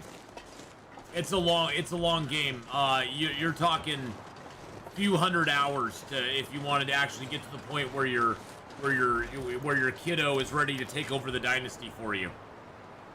Figure each season. So there's 4 seasons in a year. So figure each season is approximately 1 hour of gameplay. Each 3-day season is approximately 1 hour of gameplay. And it could be a little shorter, a little longer. And so each year is going to be 4 hours of gameplay. 10 years is going to be 40 hours of gameplay. And you got to play 20. So you're talking about 80 hours of gameplay approximately before you've done 20 years in Medieval Dynasty. And that's to get and your kid I don't think is ready to take over till he's like 18. So it's a long game. It definitely is one that you'll be doing for a while. But I really like Medieval Dynasty. I want to return to it at some point. I haven't had the chance, and I've been thinking that there's also the first couple of years before you have the kid and all the buildings. Yeah, exactly. That's why I said like 20 years is probably, you know, on average when your kid's going to be turning 18. I'm actually thinking I'm doing so right now I've been changing my schedule up for everybody who has not been over on the Twitch side and seen differences. I'm streaming a little bit less, not significantly less, but I'm streaming a little bit less. I'm doing some delivery driving to make up my income and you know, to make ends meet. And then I'm also, though, I'm going to be putting some of the stuff that was on Twitch is now exclusively going to be here on YouTube. Like if you like my Dyson Sphere, if you like Dyson Sphere program, that's now exclusive over here on YouTube. The Medieval Dynasty is probably going to become an exclusive here on YouTube as well. And we also have the Witcher 3 series going here on YouTube. That is up for members only. And that will be resuming this next week. I got some episodes recorded. I've been kind of behind getting all of my ducks in a row. But I'm probably going to do that also with Medieval Dynasty. I'll be recording like one season at a time and putting that up on YouTube as well. There's different series that I have in mind for that. So there's gonna be, you know, it's kind of an evolving process right now, getting the YouTube / Twitch thing kind of figured out as far as timing and everything goes. But like today, we're streaming here on YouTube for about another 2.5 hours. Then I'm going to stream on the Twitch side, and then I'm going out driving this evening for Lyft again. And so, you know, that's going to be happening. But tomorrow I'm streaming in the morning here on YouTube, afternoon and evening on Twitch. So it's going good so far. It's going good. Had a good night last night. I did like 5 hours and made like $125 for the 5 hours. So, you know, $25 an hour driving for Lyft isn't too bad. I mean, of course I have to pay taxes and gas and stuff out of that, so it's less, but, you know, that's where it sort of has to be, though, just to even make it worth my while. Next week, they have a nice little promotion coming up where if I get 33 rides in 4 days, they'll just give me a flat, like, $600. So I'm going to be trying to do that. They got good goals and stuff. Lyft has some decent, like, incentives to keep you going. It was like yesterday for my 5 rides. I think for the 5 rides I chose to do, because I kept it kind of limited. To, you know, you can limit the area that you're gonna take rides in, and so I kept it kind of limited because I wanted to bang out 5 rides pretty quick. So, you know, on the rides themselves, I think I only made. I had a deal yesterday, a promotion they were doing where if you did 5 rides, you'd get $90 no matter what. So I did 5 quick rides, which were about $40, I think, for the 5 rides that I did. But then Lyft gave me just another $50 for doing the 5 rides. So they more than doubled the amount that I made on the rides with that promotion. So I was like, cool, I can do that.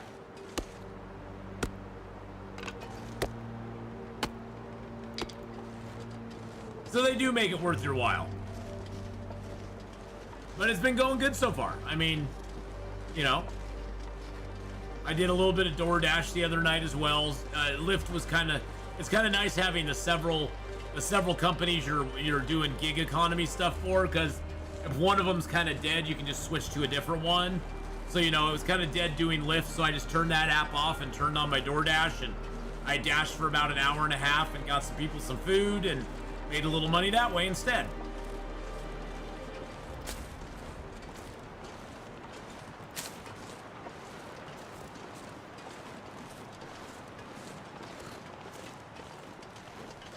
But yeah, it's going good though.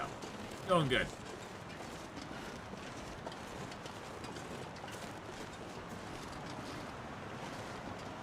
All right, here we go. Oh, and another show note. End of this month, June, what is it? June 26th through the 30th, I'll be gone. I'm heading down with my family, with my brother and my mom and his fiance, my brother's fiance and my mom, and one of his kids.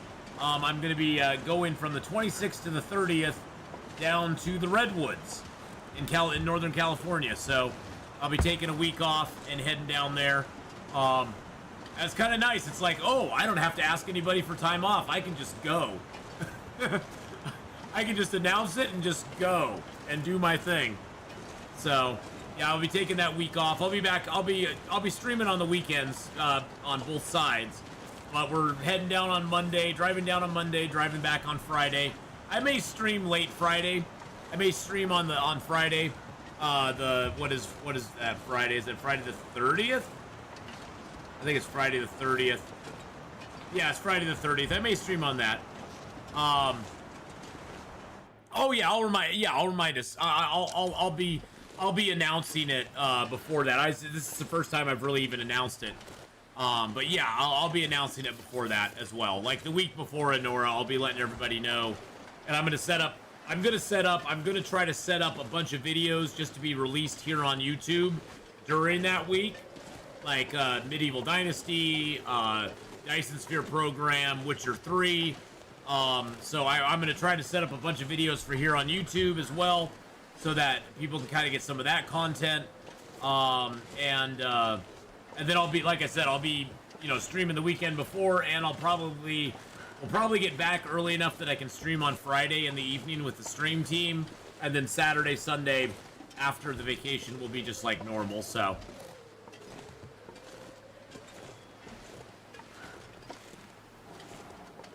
But yep, it's just that last full week in June. We're heading down to the Redwoods. We're going to be down there Monday night, Tuesday, Wednesday, and Thursday night, and then back on Friday, so. Nice thing is we'll have Tuesday, Wednesday, and Thursday. We'll have 3 full days down there, which is just going to be wonderful. And the weather will probably be absolutely lovely. Because Northern California in late June, early July is always really nice. Yeah, so no different for YouTube. It'll just be different on the Twitch side. Yep. But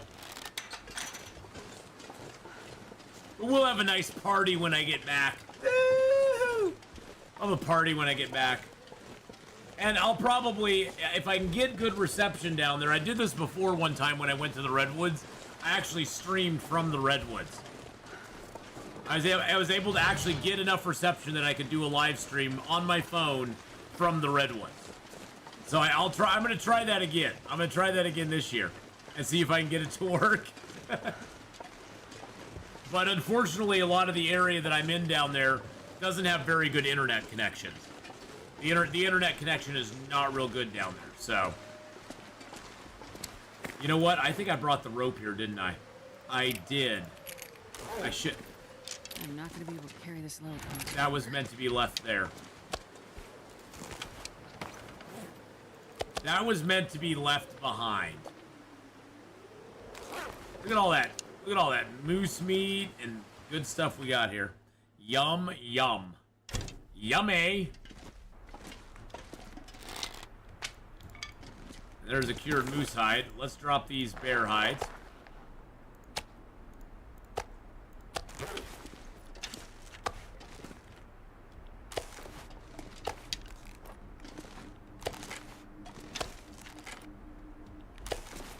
Alright. Alright. Drop the birch and the maple here.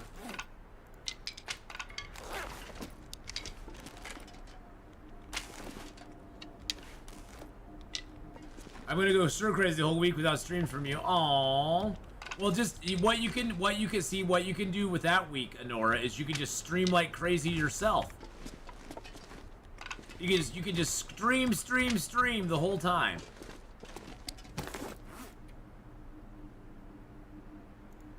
He has to ask us first. Hey guys, can I go on vacation? Man, I just want a little time off. I may throw a surprise stream or two during it. Exactly. All right, so let's throw the fire strikers are both. My fire strikers are both at 22%. That is pathetic. That is absolutely pathetic. I'm gonna throw some of these matches in here. It just makes me sad. It actually makes me very sad.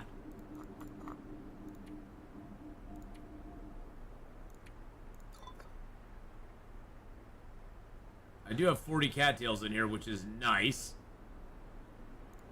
I got 14 replacement fuses.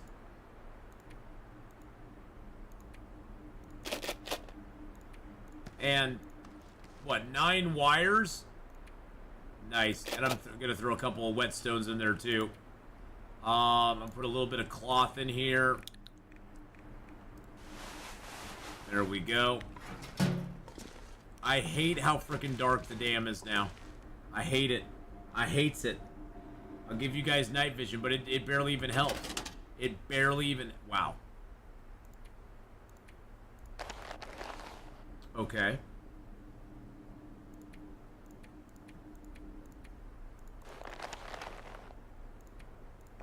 Alrighty then.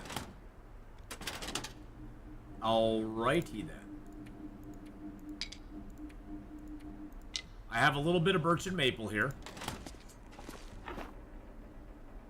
I have a few. Oh, I do have arrowheads here. Oh, that is nice. And we now have 143 feathers.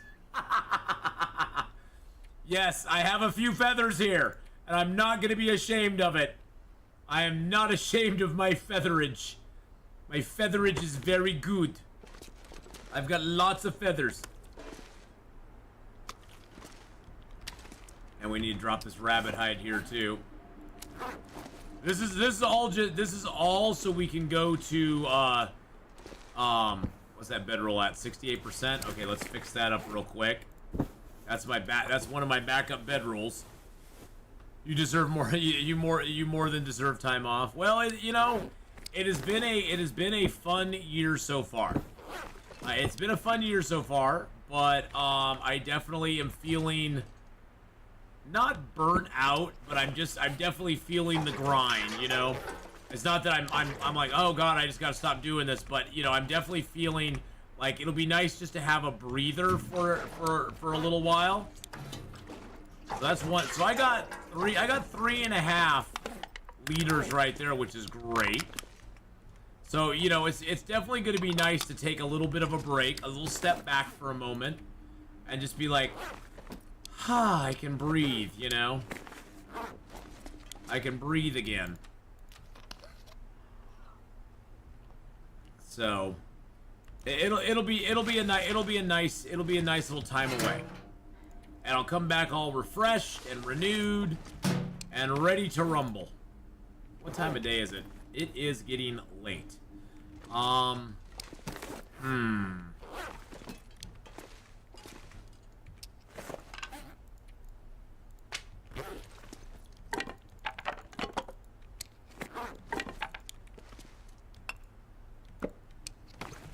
right. I say we take our rope back to the canyon. Let's get some meat first. Oh, it's ruined. Okay. Good enough.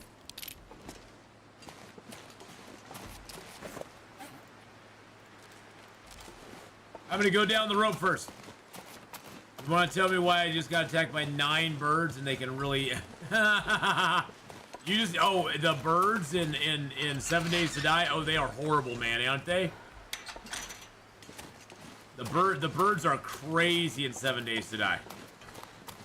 I've never been attacked by 9 at a time, though. Holy crap, you got attacked by a whole flock. You could call it a flock of seagulls. The birds are the new dog from the old 7 Days. I mean, I'll run into birds, but it'll be like you get to the roof of a building and there's one of them just nesting up there, and it kind of comes and attacks you, That's what usually happens to me. And there's a slight moment of panic when you know it's there. Then you're like, oh, it's just one of them, and you just go kill it.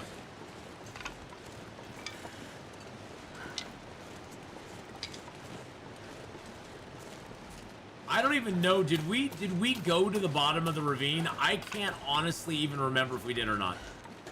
I really do not remember if we did.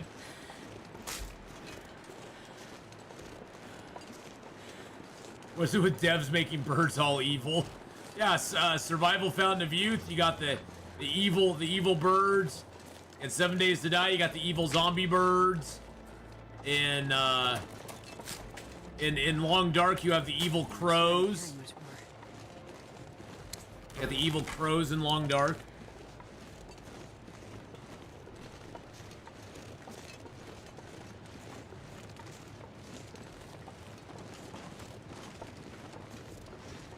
Icarus has evil birds. Yep. See, Icarus is one I need to get back into, too. God, there's so many games I need to play more of.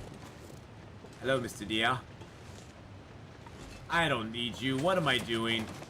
I'm sitting here going, I'll hunt the deer. I don't need the deer. See, that's the thing, is you get to late game and you're like, your mindset has to change when you get later in the game. It's like, I don't need to do that. Oh, they just dumped the 3rd map on Icarus? Really? Dang. Yeah, I gotta get back into Icarus at some point. That's such a great game.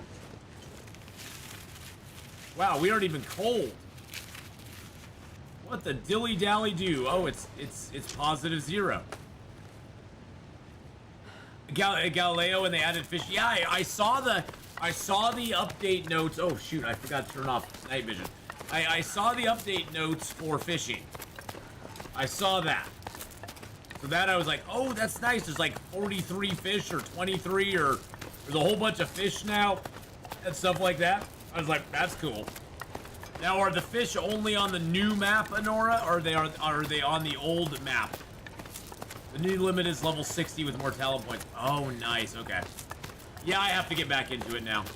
I have to do it. I have to do it. I don't know if that's going to be a YouTube only thing or if that's going to be on the Twitch side, but I need to get back into into Icarus.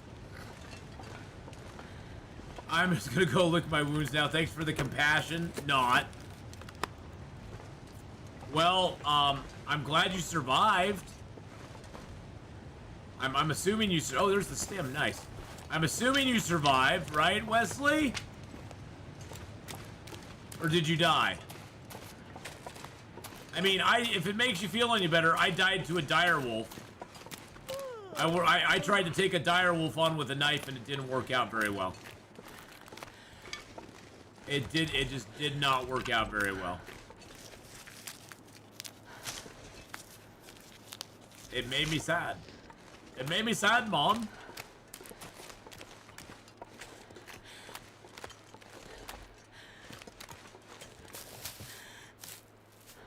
You know what I should do while the weather's good? Here's what I should do.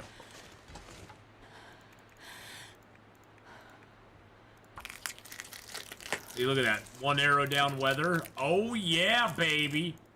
Oh, yeah. Can we do this with one arrow down weather, too? Oh. It's dusk, so that can't be far behind. Oh my God, Becky. Look at that wood. I wonder if I can drop any of this gear. No, Astrid, you can drop none of it. In fact, I'm gonna make you pick up more gear now because you complain. That's what you get. You complain, you pick up more stuff. Every time you complain, I pick up one more item. You complain 10 times, I'll pick up a rope and make you carry that around for a while. We're gonna get those legs worked up there, my lady. Come on, little fire.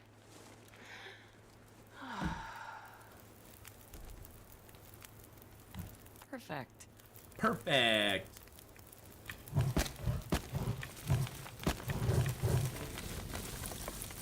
So much wood, I don't even know what to do with it all.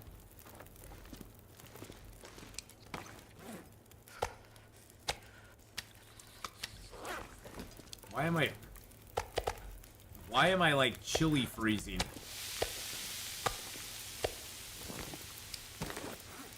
Why is the game making it seem like I'm really, really super cold? It's like I'm warming up.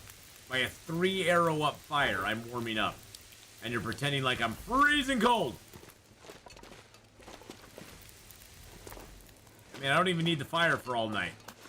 I probably don't.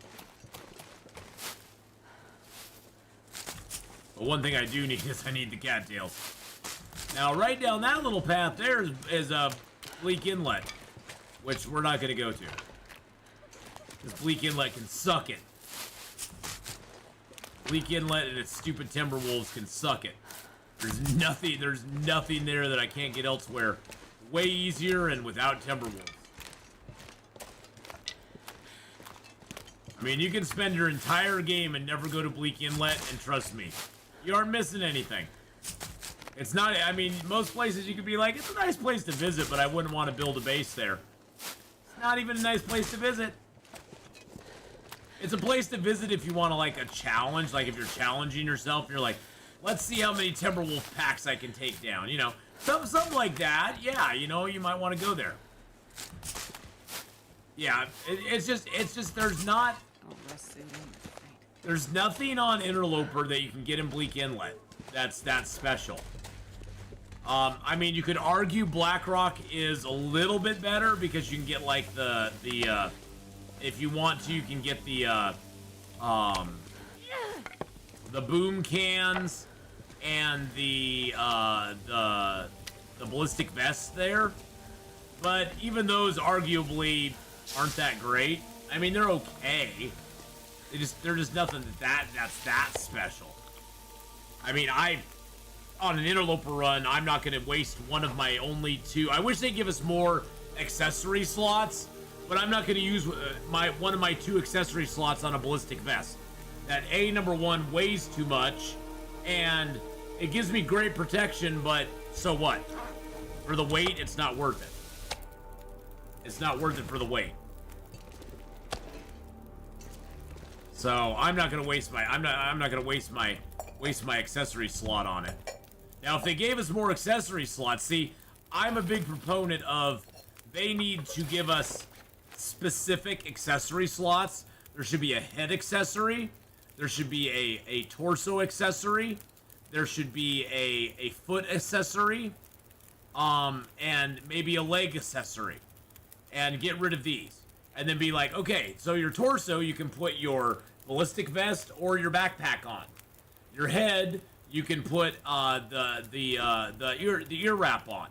The feet, you can put the crampons on. And as they go and they add more accessories in, they could then tailor accessories to be specifically for those slots. Like if the travois comes out, it could be like, well, that's sort of a torso accessory. To sort of, you know, give yourself a little, you know, you can see, you put it on, you know what I'm saying? And so I'd really like to see them, like, actually do more specific, accessories to certain slots. Because for right now, I'm not gonna waste a slot on the ballistic vest. It's just not worth it. The travois could even go in the hands. Yeah, travois could even go in the hands, I guess. Yeah, that's true. Tiger's getting kind of heavy. Well, it would allow us to use some of the accessories, because it's like, if I have to choose, I mean, I usually use the ear wrap, but if I'm climbing a rope, I'll take these along with me. But wouldn't it be great if they did come out, say, with snowshoes?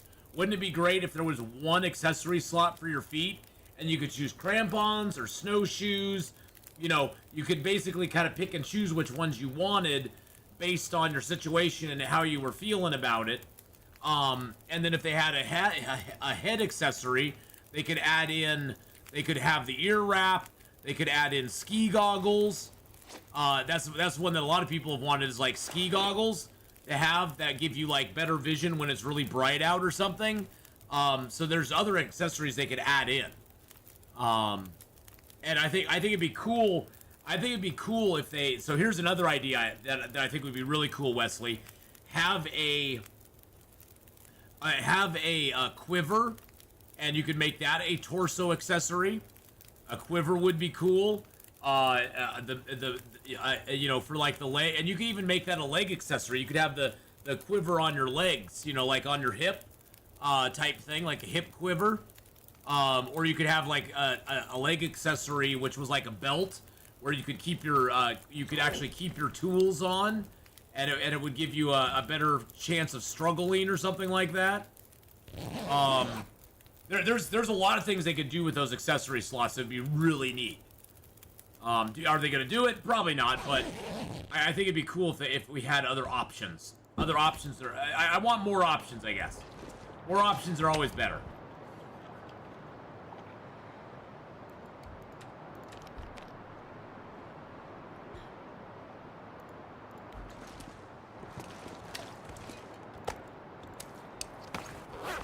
We're at 47 kilos right now. Damn.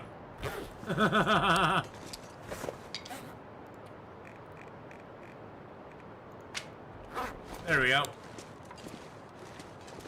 A reel would be great too. Well, they said they are going to be changing fishing. They're going to be updating and giving fishing a makeover. In Signal from the in the Tales from the Far Territory. A creel? What is a creel? I don't know what a creel is. I thought you just misspelled reel. I have no idea what a creel is. Is a creel like a fish basket or something? Oh, it's a wicker basket for fish. Okay, yeah, I had no idea what that was. Wesley, I honestly thought you were misspelling reel on accident. I thought you were trying to spell real, and you just kept hitting the C on accident. I'm uneducated, boys and girls. I'm not a real smart person, so just bear with. Bear with. It's gonna be fine. It's gonna be just fine. See, this is the point where I need to actually put my crampons on.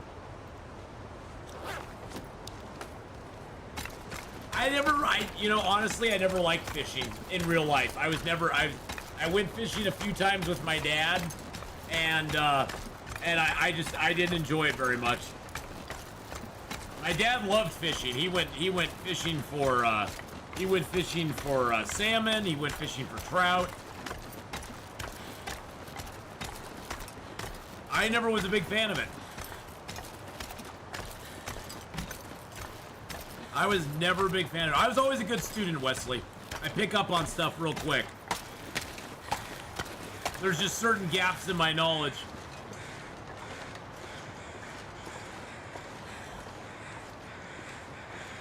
That I can never make up for.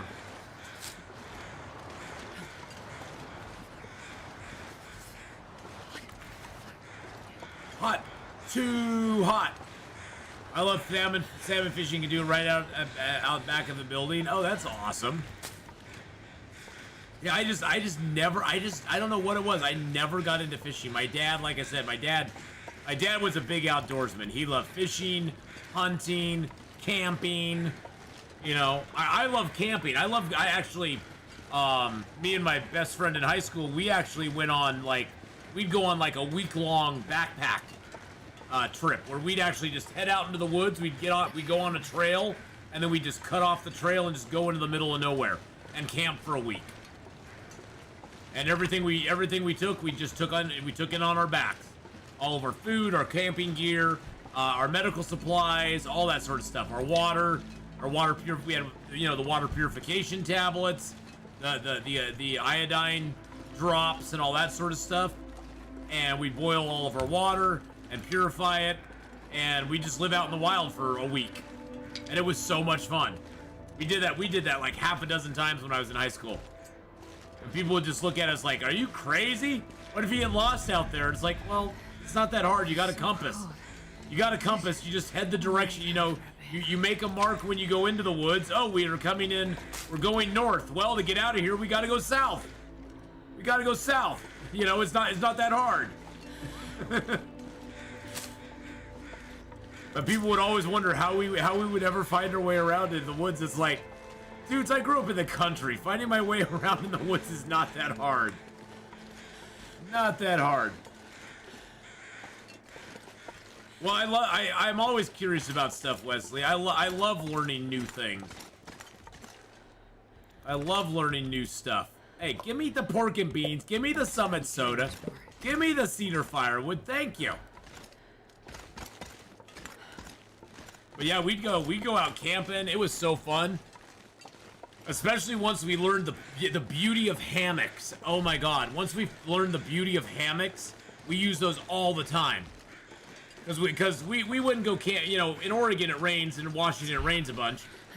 And so we found that the best way to go camping is to take along like a big huge tarp that we could basically make a, like an A-frame with sides, and then we could string our hammocks underneath it. And so not only were we sleeping off the ground, because when you sleep on the ground, your warmth just gets leached out like crazy. And so we'd hang our and also you are on the ground, so the bugs and everything like that. And so we found that by hanging our hammocks and then getting a nice structure over us and putting flaps on all four sides, we would have a nice little tent out in the woods. We'd have our hammocks in it. We'd sleep like babies, and it was the greatest. I mean, it was so much fun. I still have that hammock to this day. It was the best hammock ever. It wasn't one of those ones that has a little, it actually like cloth cord, it's actually like corded, like a corded hammock. So yeah, I'm gonna retire from teaching in 2 years at 53, then I'm gonna go to law school because I love to learn. Nice! See, for me, Wesley, I love to learn, but not school learning. School learning for me is, I don't know. I just never, it just may be how I learn or something. I don't know what it is. But school learning always just bothered me. Either it wasn't going fast enough or it was going too fast. It never seemed to be at my pace. Like, it was either just not going fast enough and I was bored to tears, or it was at such a level and at such a rapid pace that I just felt kind of like, okay, I can't keep up with this. I'm just not even gonna try, and I just kind of give up on myself and give up on it. Yeah, I'm more like non-structured, I guess. I like to learn things, but I kind of like to learn on them at my own pace. And of course, if I get obsessed about something, I just want to, if I get obsessed by something, I am all in. I mean, I am in from the, I take a deep dive. I become a mini expert on whatever it is. Even if I lose some of that knowledge down the road, like for a while, I was really big. I was fascinated by like old books, and especially Edgar Rice Burroughs' Tarzan books. I love the Tarzan series, and I obsessed over those. I became like a mini expert on all the different prints, the different variants, the covers, the book jackets that they were all associated with. You know, how to spot ones that were like reprints and stuff like that. I mean, I had a huge collection of Tarzan books at one point, because I'm obsessive compulsive. I was so into it that it was just it just consumed me. Yeah, see, for me, I can learn. There's some things I can learn from videos, but most of the stuff I have to learn, Honora, I'm the same way. I have to learn by like hands-on. I have to be hands-on with it and actually be doing it, and then I can become proficient at it. If I'm doing it myself, I can become proficient at it. And yeah, I'll probably screw up here and there, but I'll learn a little bit. All right, we are gonna head back to Pleasant Valley. And we're gonna dump off a bunch of stuff here to make our trip a little lighter. Oh, wow. We have so much stuff in here. Wow. Okay. We're gonna put the excess over here then.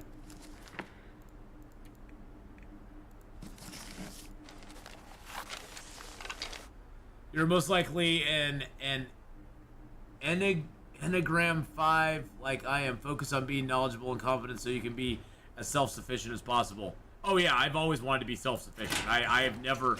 I am violently against being supported by other people.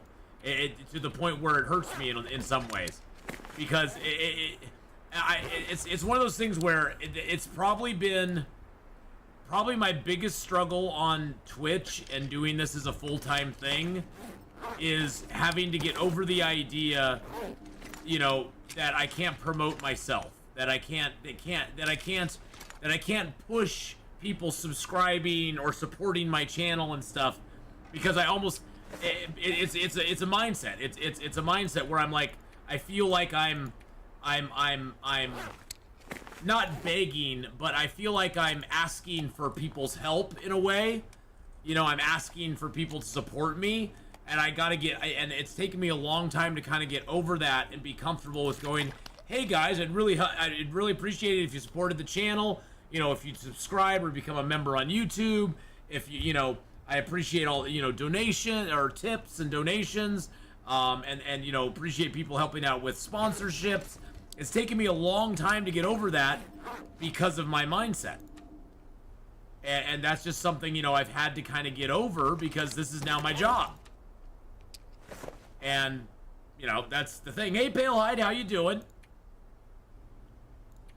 But it definitely is hard. It definitely is hard because you have to go into, and, you know, there's some people who are shameless promoters of themselves, you know. They're absolutely shameless, and that's fine. I mean, that's a good quality to have when you're a live streamer or a, you know, content creator.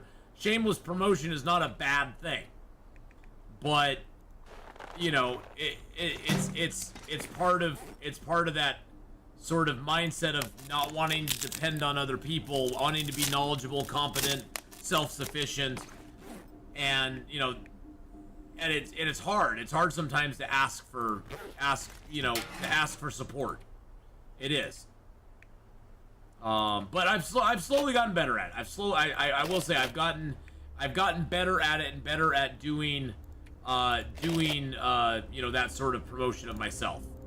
But it's been a tough road to hoe. In-depth knowledge on specific subjects of interest gives insightful, well thought out responses. Has clear boundaries between family, friends, and work. Withdrawn and extremely independent. Withdrawn and extremely independent. Yeah, I'm pretty withdrawn and extremely independent. I'm pretty withdrawn. I'm pretty independent. To the extreme. That's me. Okay, so one last thing we gotta do is we gotta get rid of tools we do not need. Tools we do not need on us for this trip. I do not need the hacksaw.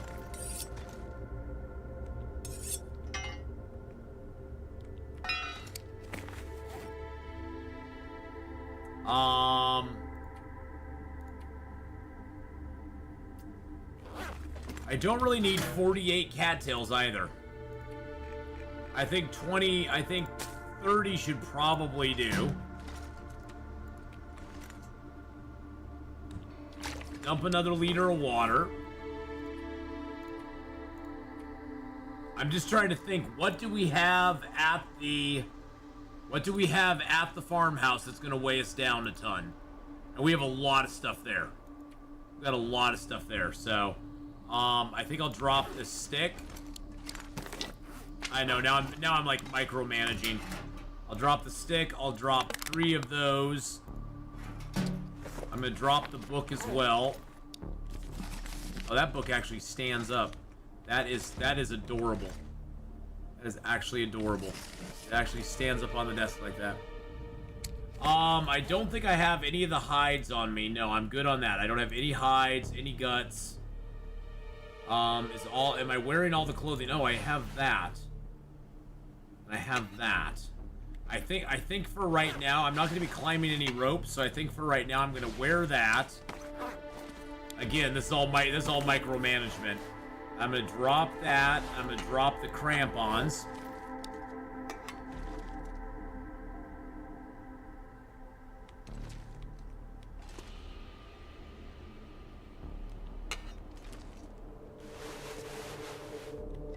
Yeah, you're probably right. I probably don't need the cloth or the leather.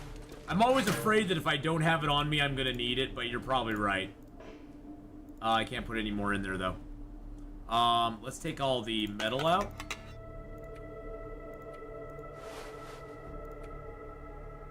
Okay, what else do we have in here?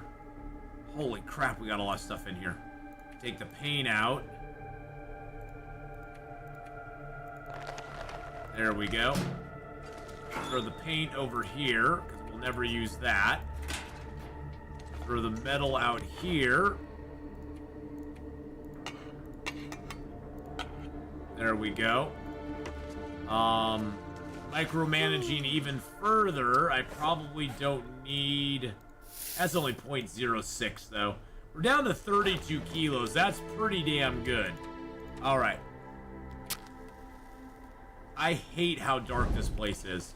I absolutely hate it. Oh, I do need to go grab myself a piece of food. We do need to take a piece of food with us. Even though it's rotten to the core. Basically, I want to get into the winding river on the energy we have left.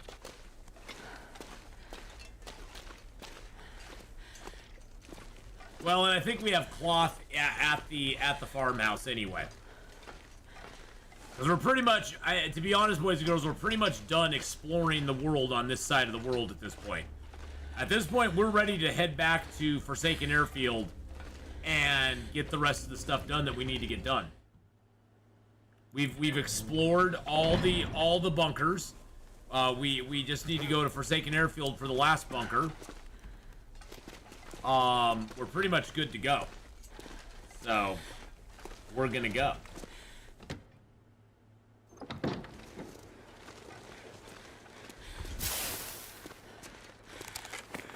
I probably could have left one of my bows behind, but nah. Hey, Melissa, how you doing?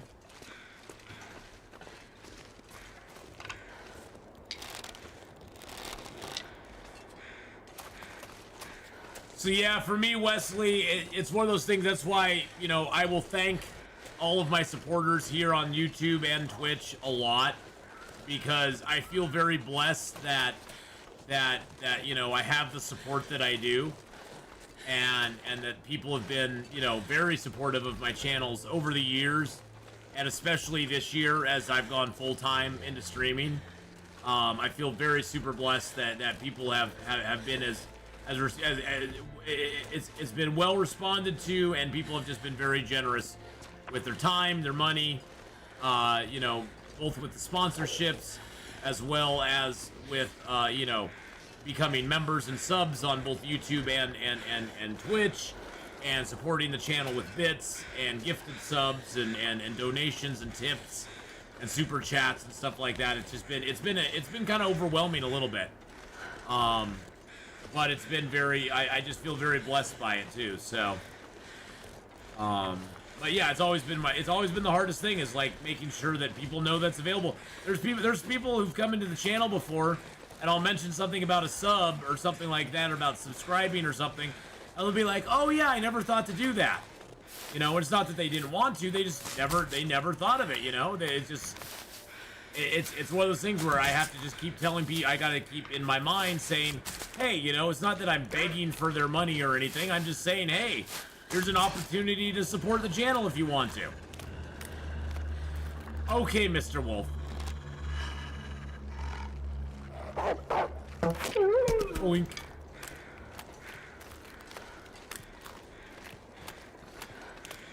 Yeah, I'm the same way. When you get a chance, look into the Enneagram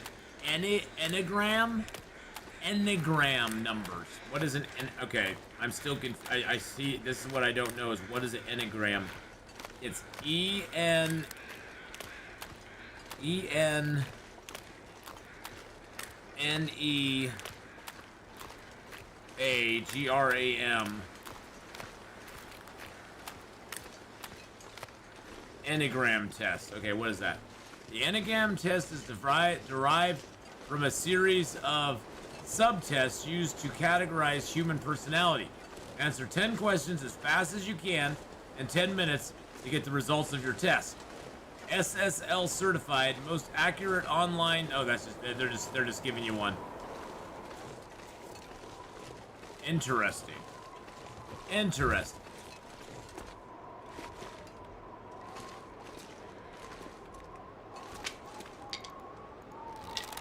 Hey, we got Maple there. That's nice. Everything he just says why I'm reluctant to stream with my brother. What do you mean?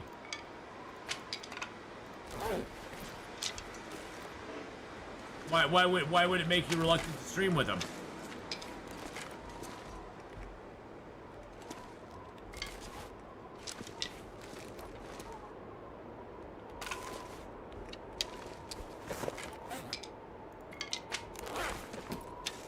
Oh, okay. Don't want to ask for followers, subs, or promote yourself.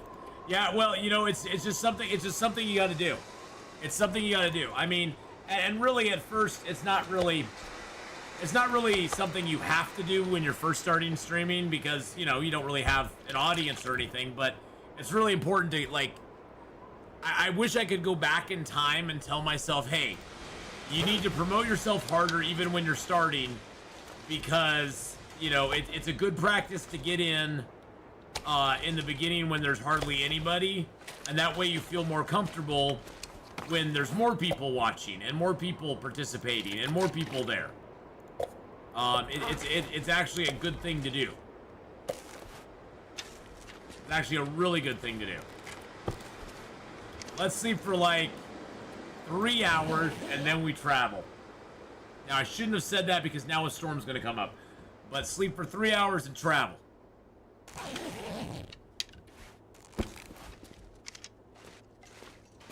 Oh no, I know exactly what you're talking about.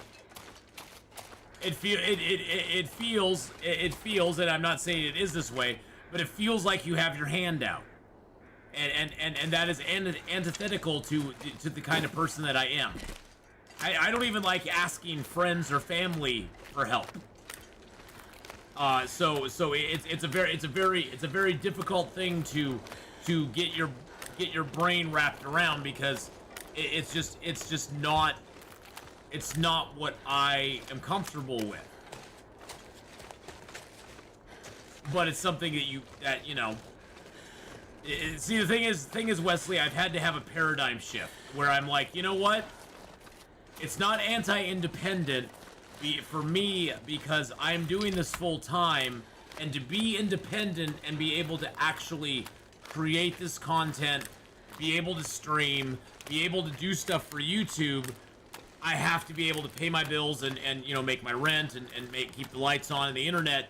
So it's just part of the business. You know, it's just part of the business. It's one of those things where I've tried to like shift the way my brain thinks about it, because it is part of my business now. This is my job, and it is dependent on the generosity of others. So, you know, it's dependent on that. And so, you know, but you still have to put it out there that, you know, hey, you know, you might think of subscribing. Hey, we do take the, you know, the tip things down below, blah, blah, blah, blah, blah. You know, it's something where in the beginning I didn't really think about it a lot, because I had a really good job, and I was like, well, you know, any money I get from streaming is nice, and it makes my life a little bit easier. It allows me to upgrade my computer. It allows me to buy some new games so I can bring more content to everybody. But it's not like if I don't get any money from Twitch, you know, I can still pay my rent. I can still, you know, keep the lights on and the internet going, and you know, it's not like I'm gonna, you know, not be able to buy groceries or anything. But once you start full-time streaming, you kind of have to take a different view of it, because now you're like, if I don't, you know, I got to make my money somehow. I have to be able to pay my bills. I have to be able to buy my food and keep my roof over my head and stuff. So, which is one of the reasons I'm starting to do more Lyft and Uber as well, or Lyft and DoorDash. Is even though I'm you know, making some money from Twitch and YouTube, and so, you know, the sponsorships have helped a lot as well. I'm still falling short a little bit every month, and I don't want to. I have some retirement saved up, but I don't want to have to dig into that. You know, I got a long time to go. Hopefully, I got a long time to go, and I don't want to dig into the little bit of retirement that I've saved up over the years. If I don't have to. So if I don't have to, I'm not going to. So that's why I've started doing more DoorDash and Uber and Lyft, is I want to be able to, you know, hold off the time when I have to go get into my retirement money. And since I'm only 53, digging into my retirement at this age hurts me more than helps me, because then I have to pay penalties on stuff on it to get it out early. So I don't want to do that either. So.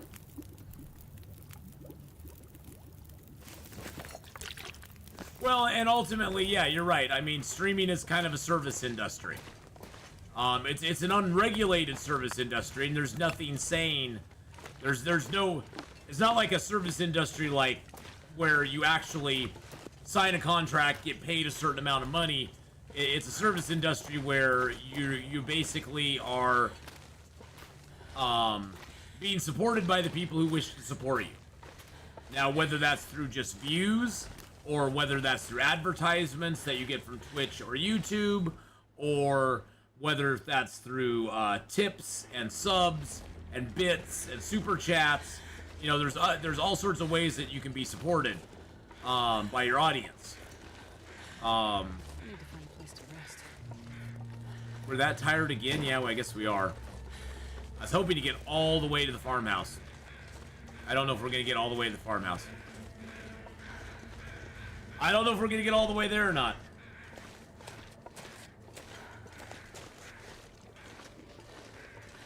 But yeah, like I was saying, you know, I feel extremely blessed by all the support I get, both here on YouTube and Twitch. I mean, my channels have both done way more than I ever expected or dreamed they would back in the day.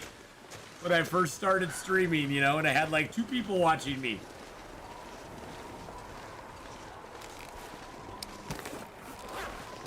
I think I've already checked this. Yeah, I already checked that. So yeah, I mean, it's been a very fun road, but it has taken a long time to get here too.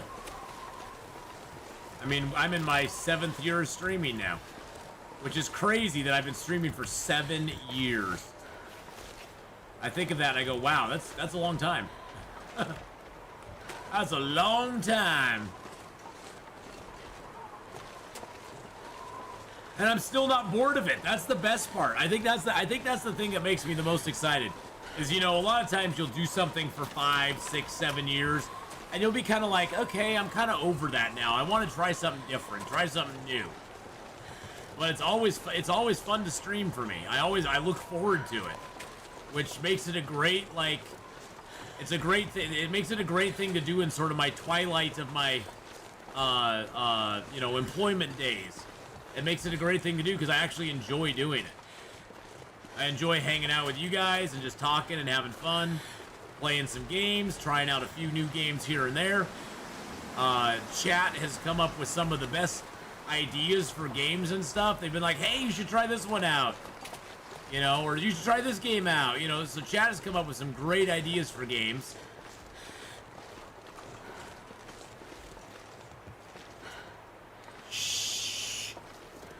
Very, very quiet. We're hunting Wolfie boys.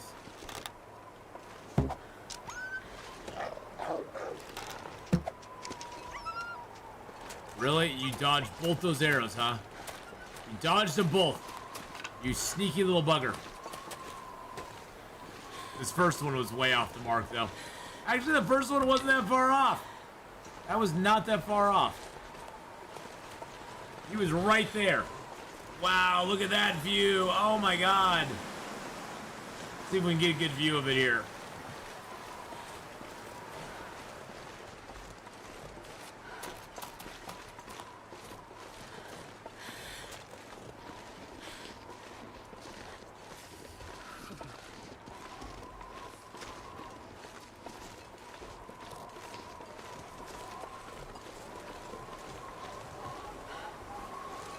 Wow, look at that. That is gorgeous. Hadrian moment. It's definitely a Hadrian moment, boys and girls. Night is coming. Yes, darling, but we're enjoying a Hadrian moment, Astrid. Just breathe in, enjoy the moment, and then we'll move along.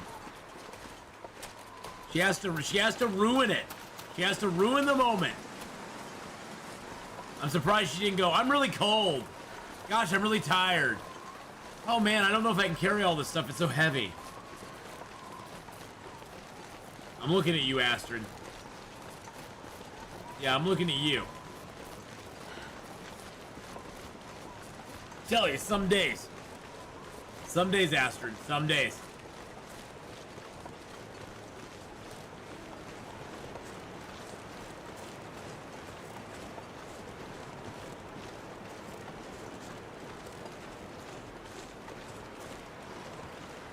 Well, the good news is all of our stuff's waiting for us over here.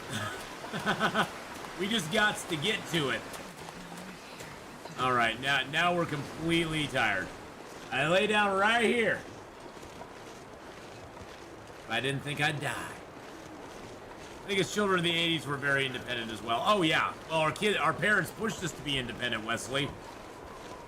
I mean, our parents pushed us to go outside and play and spend time touching grass and actually, like, you know, they pushed us to be those, you know, they pushed us to get a job, to get a car, to, you know, basically get out. Our parents were like, oh, you're 18? Get out. You don't have to get out of the house, but just get out. Just get out and go do stuff. I had to bring my pry bar along.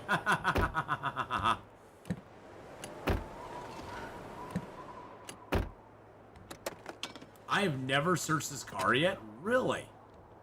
Really? I didn't realize that.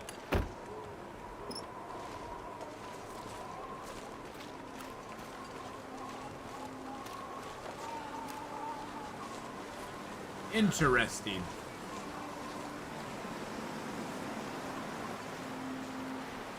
The 80s were the coolest time, though. I'm sorry, everybody living today. The 80s were the coolest time. We had the best music, the best movies. Sure getting cold. I'm sorry, it's just truth. It's just truth. Why do you think when you go to karaoke, what is everybody singing? They're all pulling up tracks from the late 70s and early 80s, and mid 80s and late 80s. They're all singing. They're all karaokeing to those tracks. Why are they karaokeing to those tracks? Because they were songs we could all sing. There were songs that we all knew. They were all songs that had good lyrics. They had a good beat. They had it all. You know, music was getting great during the 60s and 70s. I'm not denying that. Music was coming on an uprise. But it kind of hit its, like, it kind of got, in my opinion, it kind of got to that great point in the 80s where there was so much different stuff out there. Why do you think the 80s had so many one-hit wonders? That you got one great song from them and you never heard from them again. It's because people took chances in the 80s. Came to the 90s, it all became a formula. It became a formula. Well, we got a hit. We want this guy to have at least 7 more hits off this album, and we want to have 5 album deal. You know, they can't be a one-hit wonder anymore. They got to have at least 7 hits in a row. You know, and that became like the standard. They didn't want somebody who was just a one-hit wonder. And the 80s was all about one-hit wonders. I mean, it's all about discovering new stuff. It was all about discovering new music and new movies, and movies were wild in the 80s. I mean, it was a wild time. It was like the Wild West in the 80s. It was so cool.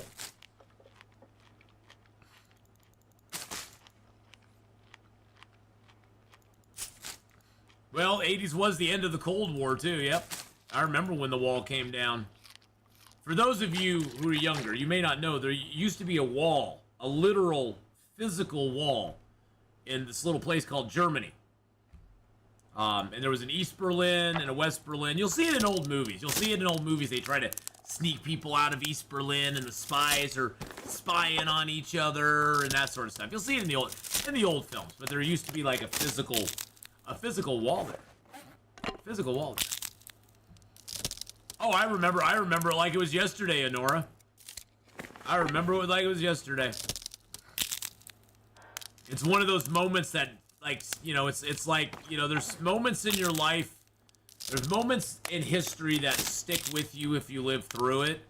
I mean, for people older than my generation, it was like the bombing of Pearl Harbor, the assassination of Kennedy, you know, assassination of Martin Luther King Jr., you know, stuff like that. For me, it was like the attempted assassination of Ronald Reagan, the Challenger shuttle, the wall coming down, you know, Mount St. Helens exploding. You know, there's certain moments like that that stay in our collective memory. 9/11, of course, that's a more recent one, but there's things like that that stick with you throughout, that are timeless, that you can think back and you know exactly where you were, exactly what you were doing, you know, what was going on at that specific moment in time, because it was such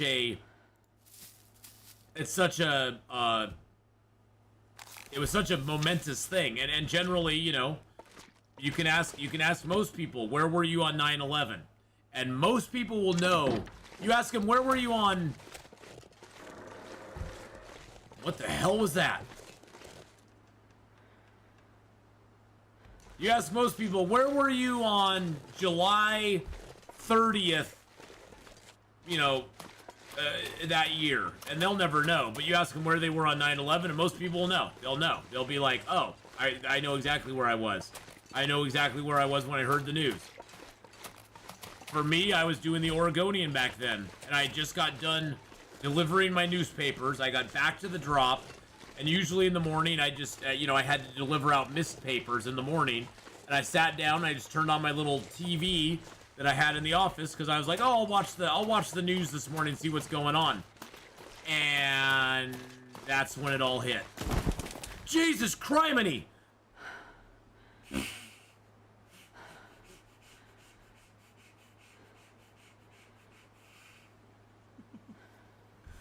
Oh my god, that scared the crap out of me. Where when Reagan was shot, I remember they actually wheeled a TV. You know, one of the AV guys brought in a TV to our classroom, because because it was, you know, they wheeled it in. It was announced, and then they wheeled in the TV. And we all sat there and watched the news in our classroom. So I don't know if I read that book already.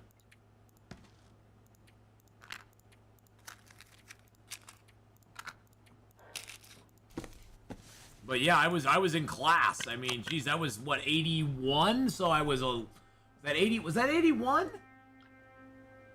The years are fuzzy, but I know I was in a I believe it was elementary school class at that point.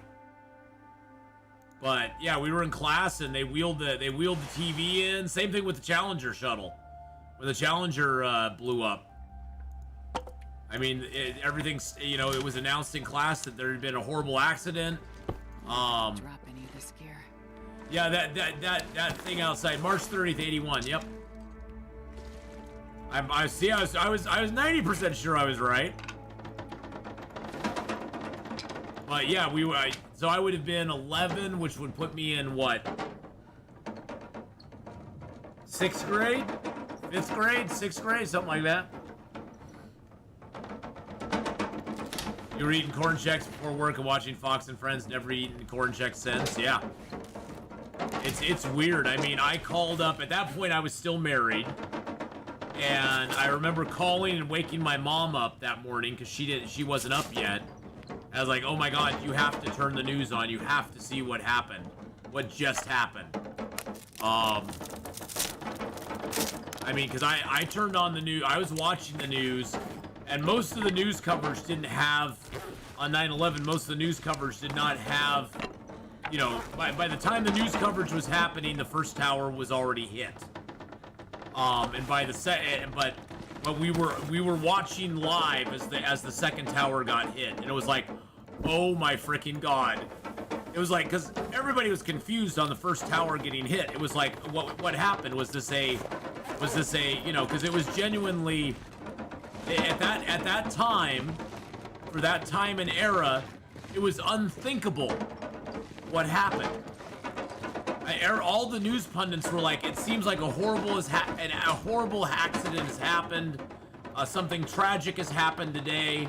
It was being dealt with as a tragedy, like there had been some like a miscommunication, or some sort of you know, that it was genuinely an accident.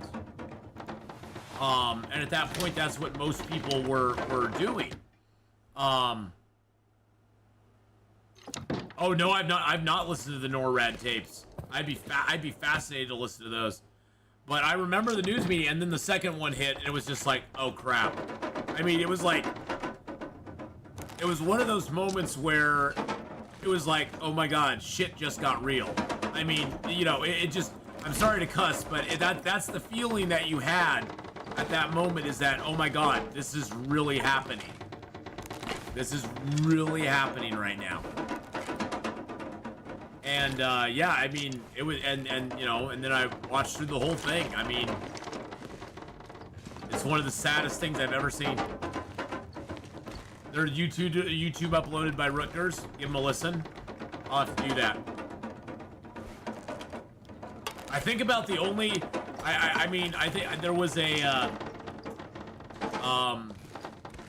you remember when they had the huge tsunami that hit, what was it? Was it India that the tsunami hit?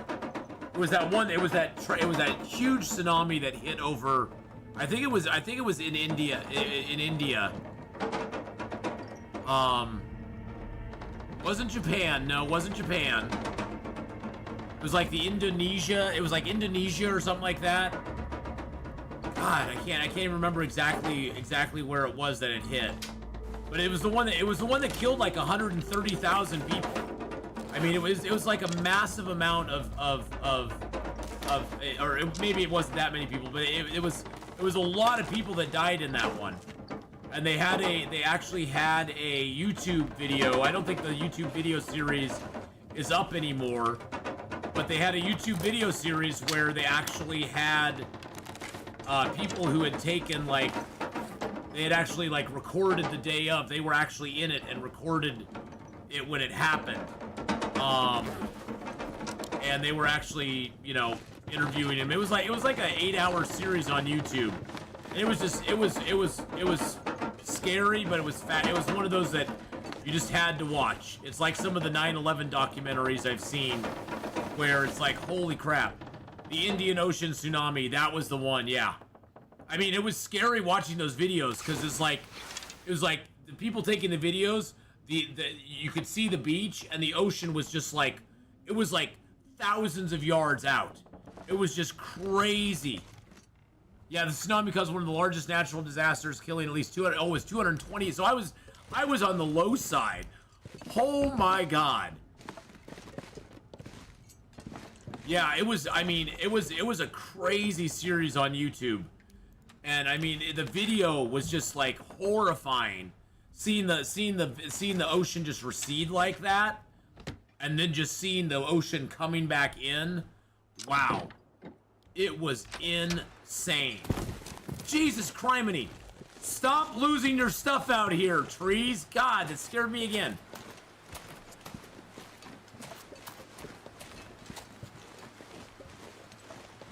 Yeah, it was, so that was the one, the Indian Ocean tsunami. Yeah, that one, I watched that series on YouTube. I also watched a ton of, like, documentary stuff on 9/11, too. I live 30 miles from Manhattan. There was a place called Washington Rock. We went up to Washington Rock and see the smoke from Manhattan. Most of our town was up there. Oh, yeah, I can imagine. It's so weird because me and my brother were in a, at the time we were in a fantasy football league. And one of the guys in our fantasy football league actually worked in Tower 2. He had moved to Manhattan. He'd moved to New York about 6 months previous. He was still in our fantasy football league, and he worked in Tower 2. And he was sick on 9/11. Which was weird. I mean, it was like, wow. It was like, holy crap. Because yeah, he would have been actually in the tower up on those floors. It was actually his offices that got hit on 9/11. Yeah, and he was actually sick that day. He just happened to be out sick. Which is like, because we were worried about him. Me and my brother were really worried about him because we knew this guy we had known this guy for years because he had lived out here. And he had moved to New York for a job, and you know, we were all, you know, he was in our fantasy football league still, but yeah, it was crazy. It was crazy. I mean, yeah, that's something that sticks with you forever, though. You remember those things.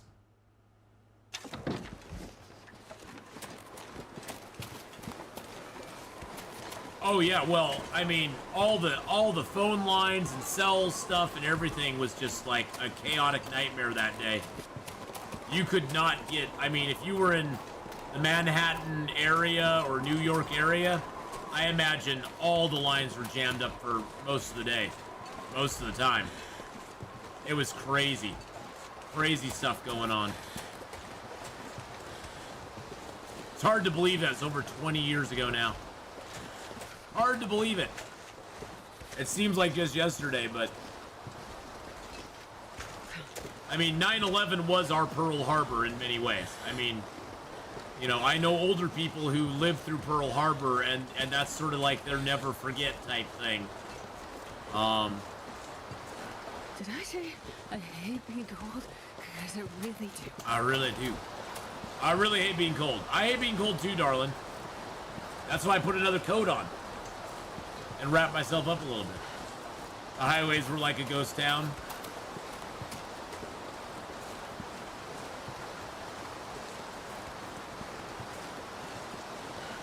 Oh, sorry, I'm not tired. I'm just yawny for some reason. I think it's because it's warm.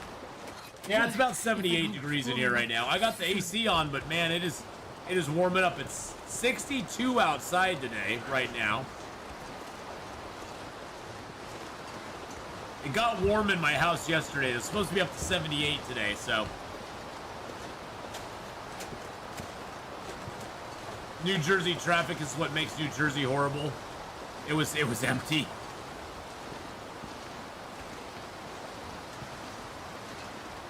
'62 is cold. For me, 62 is just right. 62 is A-okay.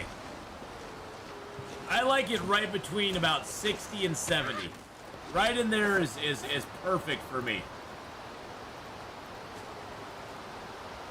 Dang bandaged hands. Got a bandage up here. There we go. Nope, gotta get the crappy bow out. It always equips your best bow, which always annoys the crap out of me. It's like it equips your best bow, but it fires your worst arrow. So you get your best bow, but your worst arrow gets fired. Really? Really?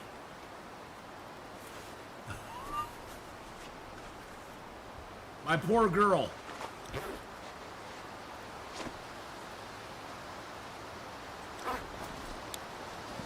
Oh, Oregon's usually a pretty cool place. Especially the Willamette Valley. So there's Oregon has very different biomes. We have the high desert, which is in eastern Oregon, that if I looked up eastern Oregon right now, it's probably 80 to 90 degrees over there. Then we got the Willamette Valley, which I live in. That's pretty cool most of the time. Cool and wet most of the time. And then we have the coastal range, the coastal area, which is, more like an ocean biome. That's foggy and cold. And so the further west you go in Oregon, the cooler and the more wet it gets in Oregon. You get more away from the coast into eastern Oregon, and it's hot, dry, scrub brush, more high desert, that sort of stuff.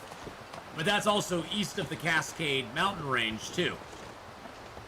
And especially here in the Willamette Valley, we have the Cascade Mountain Range to our east, we have the coastal range to the west, and so a lot of the storms will break on both of those, so we mainly just get the rain and kind of moderate temperatures and moderate... I mean, don't get me wrong, it does get hot in the valley. I mean, we last year we had a lot of 90, 100 degree days during the dead of summer, but for us, the summer happens more August, September. June, July can be warm and hot, but generally August, September tend to be like even hotter, like in streaks, like a whole week of heat. Where in summer, like June, July, we'll get a few hotter days, but it's overall not like big stretches of it being super warm. But a lot of that depends on where you are in Oregon. Like I said, if you're in eastern Oregon, it's going to be hot from like late May to late August. It's going to be hot, like really hot. And then come late August and into September, it's going to start cooling down. And because you're in the high desert, you're going to get the cooler weather, the cooler temps. It's going to be a lot windier, and then the snow will set in and stuff too. Because eastern Oregon always gets snow. We don't get snow in the valley here very much at all. We'll get snow and ice maybe once or twice in a season, and that's it. And it'll last for a few days, maybe 4 or 5 days at most. If it lasts for like a week or more, that's like an extreme. That's like a wow, what's going on? Like a few years ago, we had an ice storm that cut my power out. That was so heavy, it disrupted power in the area, or I didn't have power for like a week. Which is like, that's the first time that's ever happened to me in my entire life where I live. To have no power for that long. So.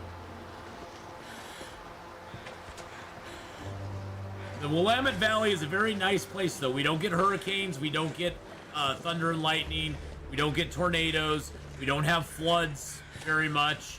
We don't really get that many earthquakes. It's very It's very user-friendly. I can't believe I never searched that corpse.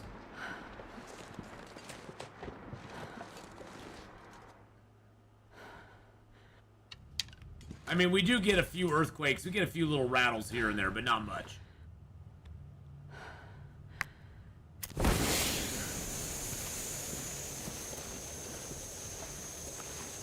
The number of rattlers that we can actually feel, I can count on one hand for my entire life. So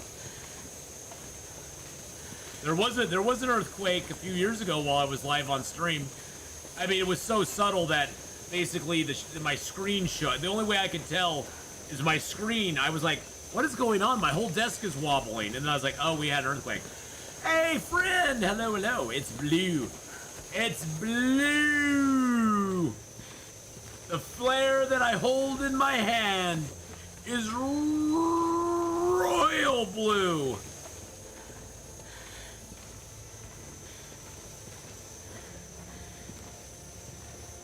But how you doing today, friend? Good to see you. You caught us on the latter side of the stream. We're about an hour away from wrapping up here on the YouTube side and going over. We'll be on Twitch, doing some 7 Days to Die soon. But sure happy to see you here. Always great to have you come along and join in on the ride. Well, and to be... Wow. All I can say is wow. To be honest, YouTube has really crappy notifications. I'm not gonna lie.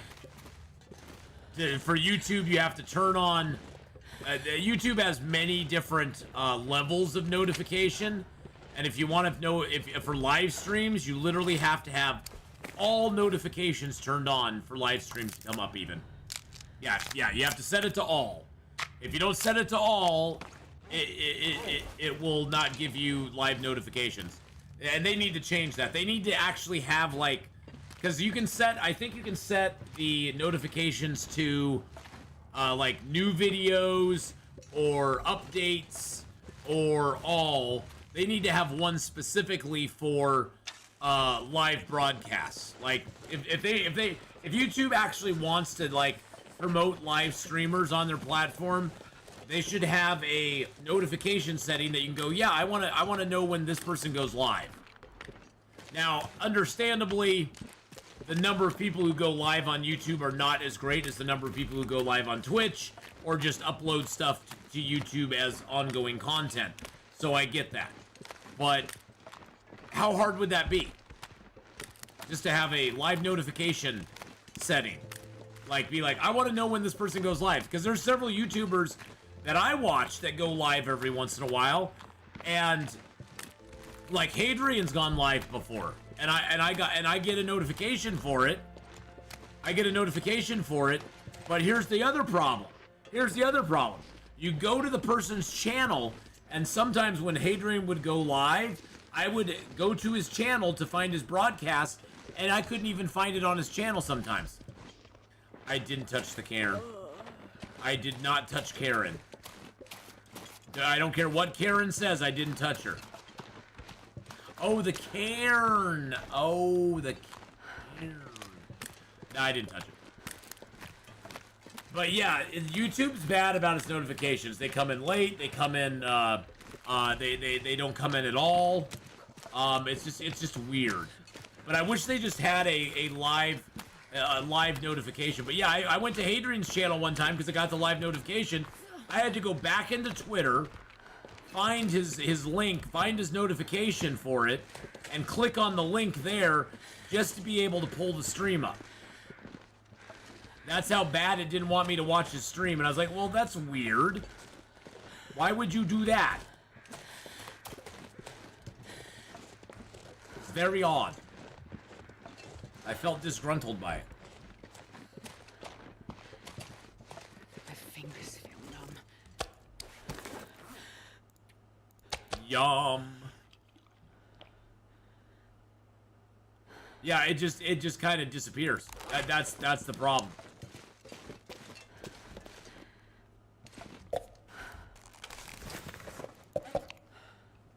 Which kind of sucks. Yeah, that's the thing. You have to click on your side. Yeah, you have to click on my name on the sidebar on the left. Yep. That's how I've had to find him before too. I'm like, well, that's kind of a crappy deal. Kind of a crappy deal. It's like you have to go through 15 different steps to do it. I've watched enough live that the algorithm now knows to show them to me. Yeah, exactly. I think that's the other thing, is that people who are in the know. People who are in the know. Actually, you know what? Let's go. Let's go. Screw this. Let's go. Time's up. Let's do this. Yeah, it takes watching several live streams regularly for different people. Yeah. It just kind of... That's the one complaint I have about YouTube live streaming. Is it just is not... It's not that it's bad. It's just not really user-friendly on the viewer side. It's not user-friendly on the viewer side. Unless people know that you're doing it, a lot of times they don't come by because they don't know that you're on. It's not that they don't want to watch you, they just don't know you're on. Like, usually, if I was on Twitch right now, I would have 40 to 80 people watching. And here on YouTube, we have like 23. Which is fine. I'm not complaining about that. I'm just saying, as a comparison between the two, I mean, I have like 5,000 subs here on YouTube, but we only have 23 watching, where, you know, Twitch, I have like 13,000 followers, and I get like, you know, 40 to 80 people watching. So I've done that in the past, friend, and it doesn't, I don't notice a big change. I actually did that for a little while. I actually need to remember to put it up on Twitter and Discord, because I sometimes forget to do that. I did forget to do that today. What does pinging on Discord though? What does that do? I don't know how to ping stuff on Discord. You have to tell me now. How do I ping on Discord? Does that mean just put a link up there on Discord and say, hey, I'm going live, here's the link? Like a Discord message? I'm just at everyone, I'm live on YouTube link. Okay. Okay. Like I said, I like our small, intimate streams on Saturday, Sunday mornings. It's very nice and comforting.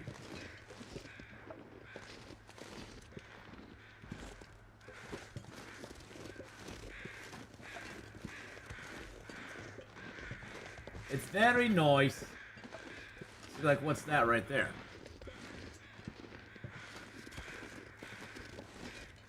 Oh, wait a second. It is pinged on there already.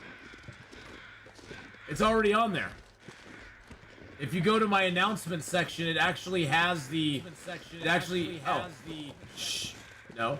It has the live stream on there already. It actually put it up there automatically. The ones who don't come miss some... I know, they miss some great combos.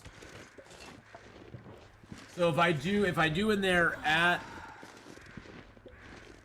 everyone...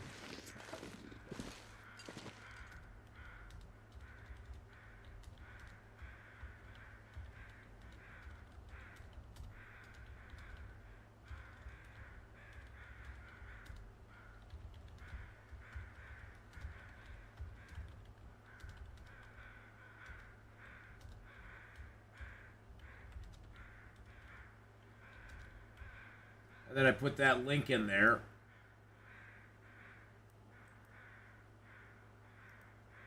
I don't know if this works or not. So this is all new to me.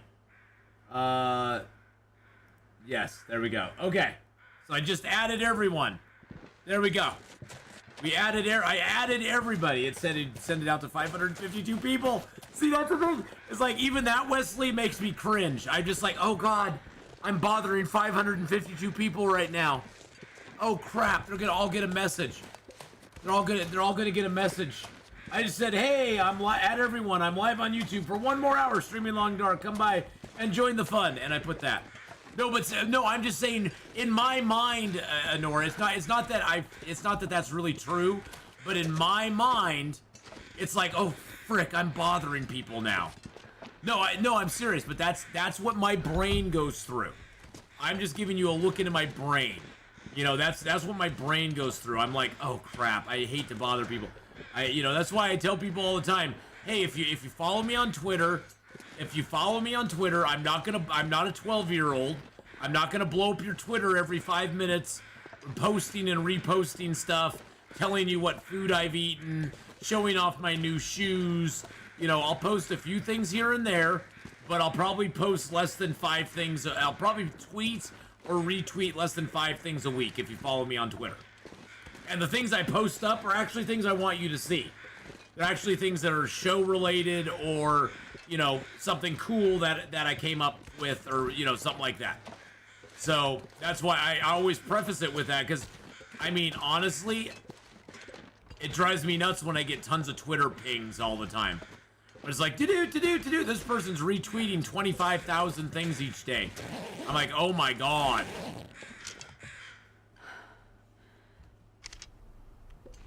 I don't really go to Twitter much either. I stay off the Twitter boards a lot. So I just added everybody, so we'll see what happens. See what happens.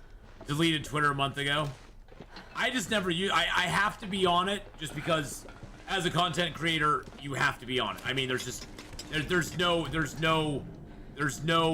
you know, I don't really have a choice. Now, I've chosen not to be on TikTok because yeah. There's a lot of reasons I've chosen not to be on TikTok, other than the cringe factor and it just being like a cesspool. But Twitter's one of those that it's like I feel as a content creator, not even so much to keep in touch with audience members, but I have a lot of business contacts, like gaming companies and stuff like that I keep in contact with. Oh my god, Omurin's here, so it worked. So adding people actually worked. Okay, I have to do that now. Gosh dang it. See it? Yeah, I knew you were gonna, I knew Honora, I knew you were gonna say that. I knew you were gonna be like, see, it worked. Waggle my finger at you. But that's the thing is, like, I actually keep Twitter not even so much for contacting you all in the audience, but I found Twitter has been a great place to, like, have video game companies contact me and say, hey, we got this new game coming out. Like, that's how the guys with Above Snakes contacted me. They were like, hey, we've seen you play this. Would you like to, you know, get a copy of it and show it off to your audience? You know, so for me, Twitter is more of a business thing than an actual social media thing. I pinged you, Redacted.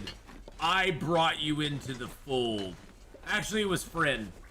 Friend was like, you know, you really need to, like, ping people when you go live you need to ping people on Discord to get more people in here. And I was like, you know, you're right. So I was like, you know, I only got an hour left, but we're gonna ping them now. We're gonna ping them now and bring them on over. But hi, Omurin. Hi, Redacted. How are you? Okay, well, I have to do that now. I gotta do that now.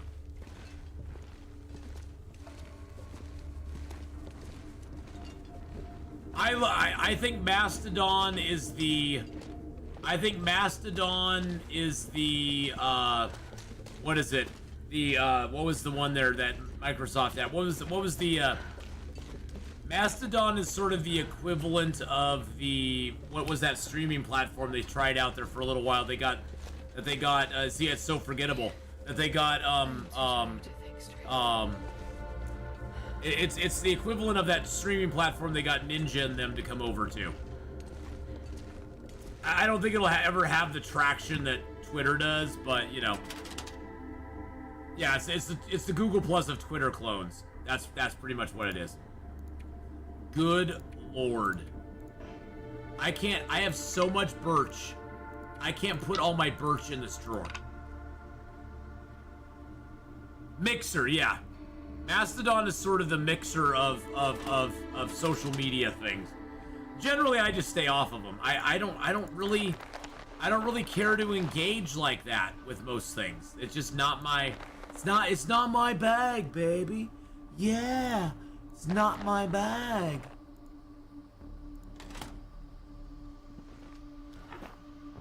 All right, so we got a few things here. I have 70.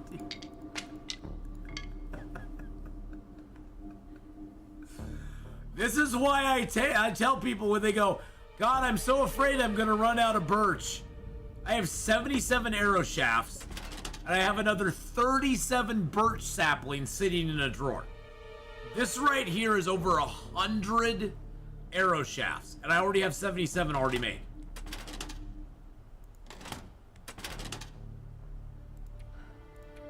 And I have 17 maple. 17!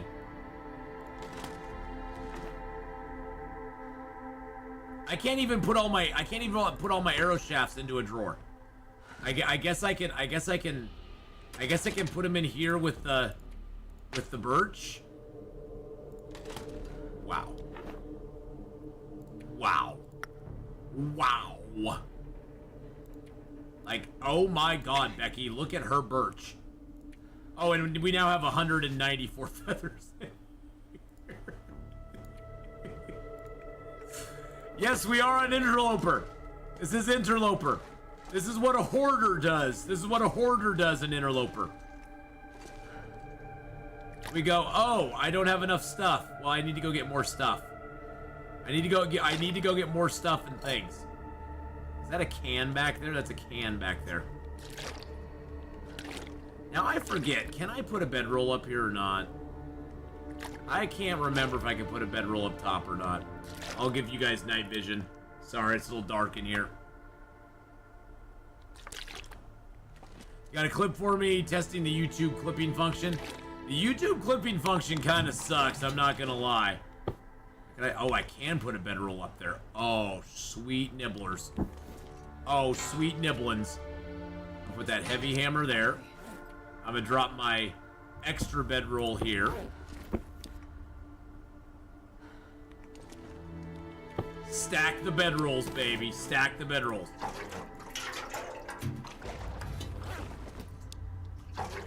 But did I make it to the chopper yet? Well, you know, I made it to the chopper, but I hadn't fired off my flare gun yet, so. Although we do have quite a bit of fluid on us now, which is great news. It's great news. We're ready to head back to the chopper with all of our stuff now, which I'm super excited about. Although now I have to figure out what I can take and what I can't take with me, because I got a lot of stuff. There's a lot of stuff. There's a lot of junk in my trunk, man. There's a lot of junk in the trunk. If I took all this into my inventory, that puts me at 46 kilos, doesn't it?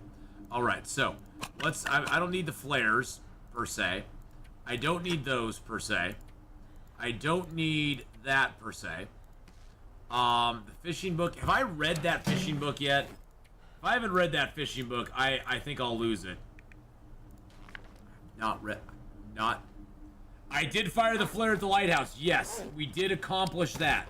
We fired the flare at the lighthouse. We're all good to go. So we're actually getting ready to head back to Forsaken Airfield at this point.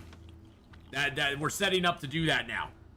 So I need to do a couple things. I'm gonna take all the fuel. I gotta take all the fuel.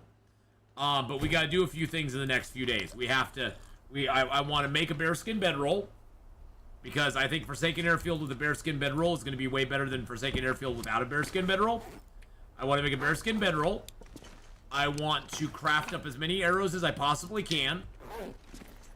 I want to make a few of my birch into arrow shafts that I can take with me, although I probably don't need to at this point. I probably have enough arrow shafts already made. And then I want to gather up the few gear items that I have and take them with me. 50 liters of fuel. 50 liters of fuel.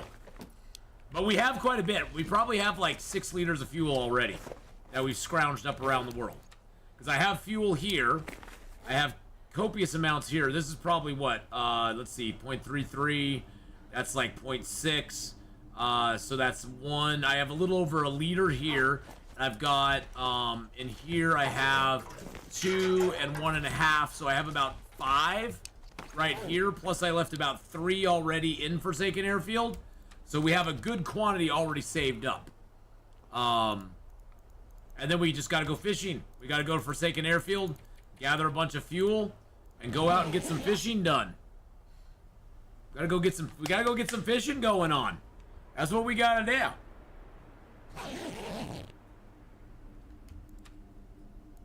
Plus, we gotta go back to Forsaken Airfield. There is fishing in Forsaken Airfield. There's 2 fishing huts. So if you're at the Forsaken Airfield, there's that. If you go out onto the lake, there's that house that sits way up on the lake, and there's 2 fishing huts that are right by that island that it sits on. So there is fishing actually available in Forsaken Airfield, which is really nice. Is it still night out? It is still. How is it night out and it's this light inside here?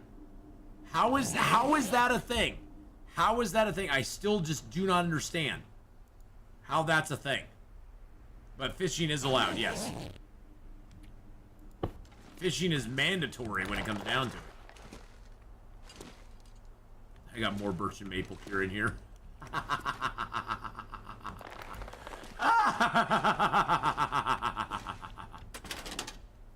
All right, let's grab the other crappy bear hide. How many guts do I need for a bear hide bedroll? That's what I need to see. Bear hide bedroll. Boop boop boop boop boop boop boop. Oh, it's not under clothing, is it? It's under here. So I need 6 guts. I'm gonna grab my lowest condition.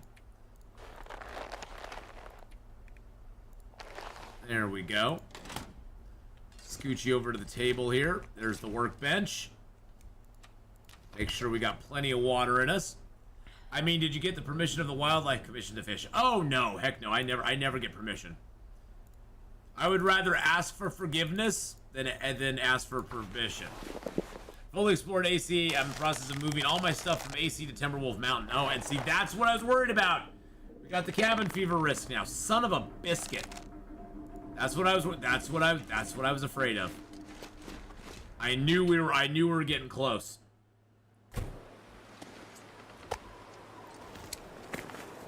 I knew we were getting close. I knew that was going to be a thing. I think it's time for us to move a little bit to, okay, we're still good on weight, so let's grab most of our kind of crappy fuel. Let's grab a little water and drink it. We got to move to the ravine for a moment, which kind of sucks. I wanted to get all this done, but we got to stave off the cabin. It's fine, darling. You'll be okay. Don't worry about it. Don't you worry your pretty head over it. We will get through this together. We will get through this together. Yeah, we got to go to the ravine and get rid of some of our cabin fever risk. Maybe just live there for 2 days. Yeah, it's not our cabin fever's not too bad, but it's gonna get a lot worse if we let it go.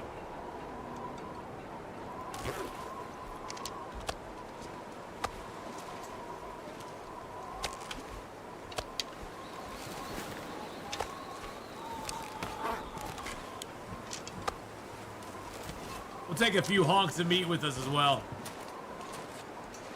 I've never received cabin fever yet. Well, cabin fever doesn't. Cabin fever's not in some difficulty levels. Mainly, I find I get cabin fever when I am crafting, or if I'm like spending time inside breaking down things, mending clothing for long periods of time. But it's mainly when I'm crafting, which I honestly think crafting should not count. See, the way this game works is any time you spend indoors, no matter what activity you are pursuing, it causes cabin fever, which I think is bull. I think it's bull crap. I mean, I spend most of my day inside gaming and doing stuff, and I don't get cabin fever from it. I'm not stir crazy to go outside. I think as long as your mind is active there is no such thing as cabin fever. Your mind is what causes your cabin fever. And as long as you're keeping your mind active, you won't get cabin fever. Escape the Pacific dev update number 2 drop. Is that an actual update? Hold on a second. Or is it a YouTube video?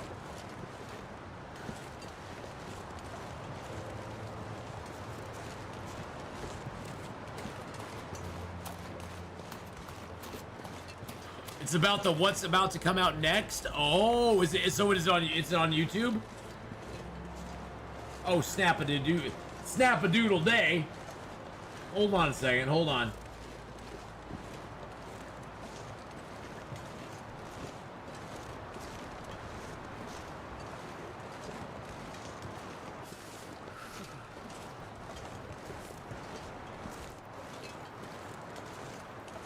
Okay.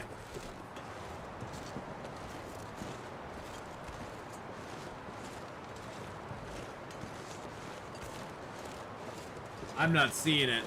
Do you have a link? Do you have a link for it? I'm not seeing it on my end.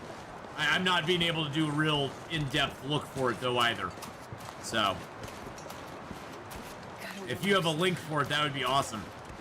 I'd love to play that before we get off stream today, or maybe play it at the beginning of my Twitch stream. Oh, it's on Steam. Oh, it's on Steam. Oh, okay. I was thinking it was a YouTube video for some reason. I was looking on YouTube for it. Okay, so it's on Steam. It's on their Steam store page. I gotcha. It's on the Steam store page. I was looking for it on the on YouTube side.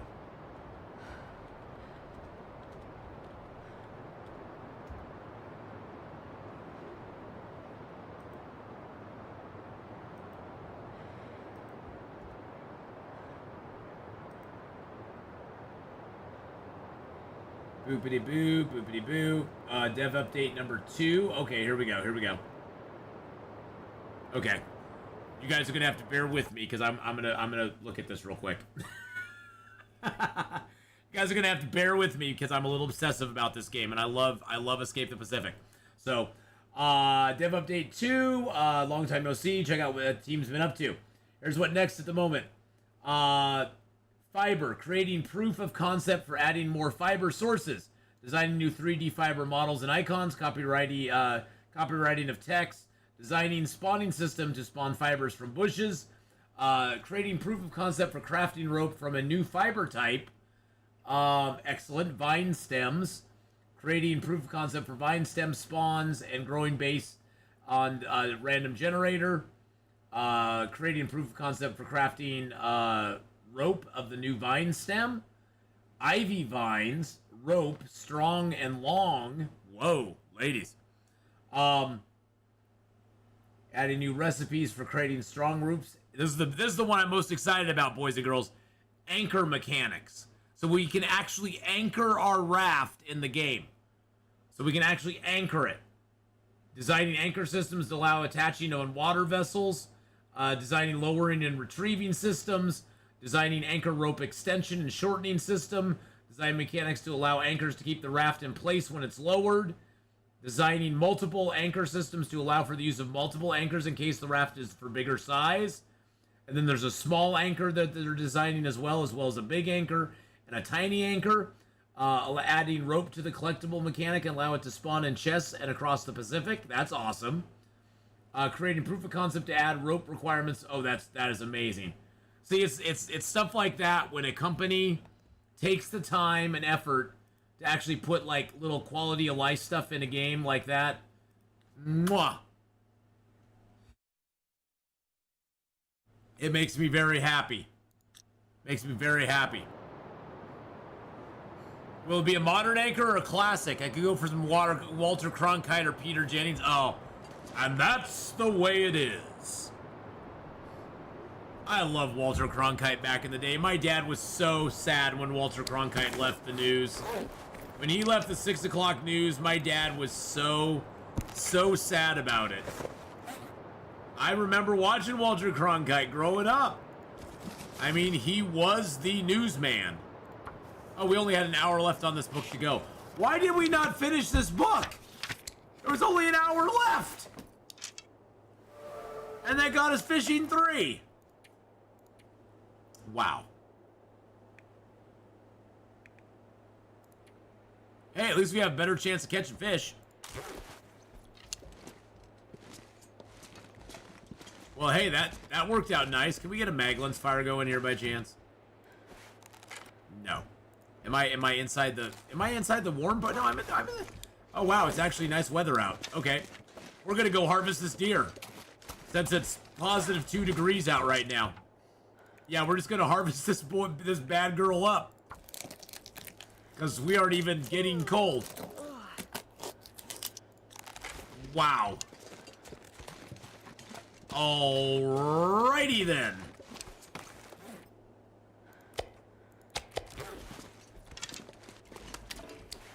I know, I'll probably never, ever, ever, ever, ever, ever use this stuff, but it's always better to be prepared, you know? It's better to be prepared than not be prepared. So much coffee. I do have a little bit of coffee on me, yes, and a little bit of herbal teas. I'll probably leave some of those here because I don't need to carry that many with me.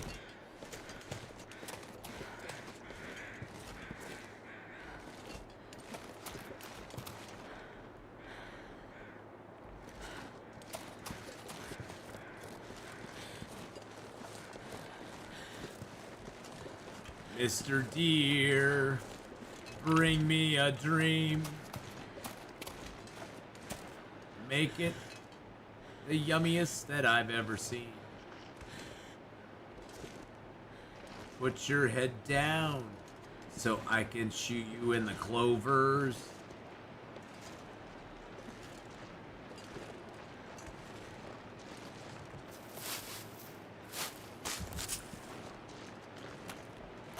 Oh, you know you want to.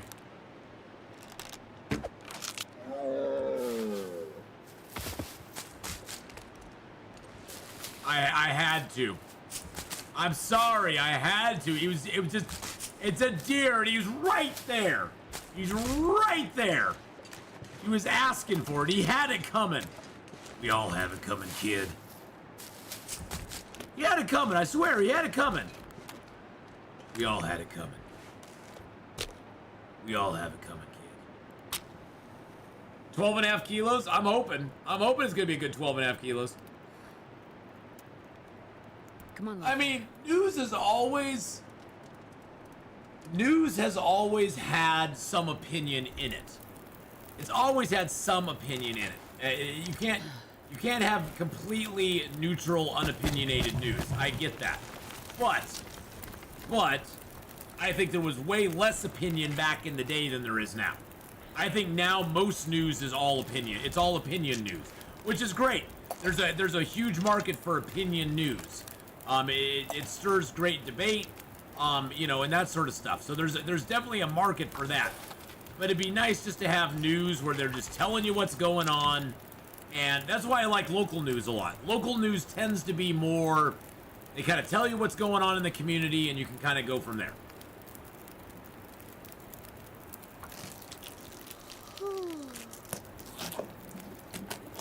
You'll stop in over at Twitch. You gotta take the Chihuahua for the walk, and then you'll stop in over there. See you later, Wesley. Thank you for coming by, my man. We'll be over on Twitch in about 30 minutes or so. I mean, and personally, I like opinion. I like listening to opinion news. I like listening to talk shows and stuff. But I know, but see, that's the thing is, I know when I go there to listen to opinion, like talk shows, I know what I'm getting. It's up front that, hey, this is all opinion. And if you disagree with it, that's fine.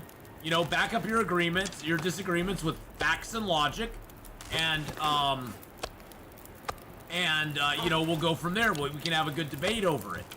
I think the biggest problem I have with a lot of news media, whether it's left or right, I don't care what side it's on, is that they present the news as facts when a majority of it is just opinion.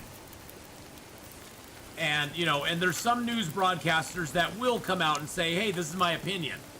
You know, I'm not going to hide it from you. But there's a lot of them that present it as facts. And that's where I find the biggest problem with it. Is I don't mind opinionated news. I don't mind that at all. I'm not saying that you can't have opinionated news. I just think that it's disingenuous to present it as fact when it is actually opinion. It's getting dark out here. I'll look for shelter.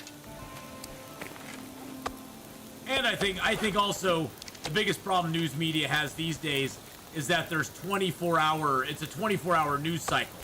So they have to find something salacious to fill that 24 hours with. It's the old proverb in the news media: if it bleeds, it leads, because that's what people are looking for. You know, that's the old news thing, you know, about it. If it bleeds, it leads. And now you have a 24-hour news cycle where it's online all the time, and they have to fill the space with something. And it's hard to fill a 24-hour news cycle with only facts. It's hard to fill it with only facts and stories. That takes a lot of work. It's a lot easier to put, you know, some weirdo up there with some strange opinions that you know are gonna cause controversy, and have them spout out their opinions, and that gives you ratings as well. It's almost like they've taken it to the Maury Povich, Jerry Springer type, you know, type conclusion where they're like, hey, we'll make it sensational and a lot of people will tune in. People don't want the dry, hard facts. They want all the drama and stuff. And it's like, yeah, it's some, I guess, but I would love to have just a good old news station again, which just says, hey, here's what's going on in the world. We aren't going to sugarcoat it for you, but at the same time, we're not going to push stuff on there. I know, exactly. It's like, it's scary when you start, you know, being more respectful of like Jerry Springer and Maury Povich than regular news anchors. Because you're like, well, you know, yeah, they're kind of coming at it from a weird angle, but, you know, they're generally those shows tend to present it to you, and they leave it up to the viewer to make their own mind up about it. They're like, hey, here's what we're doing. What do you think about it?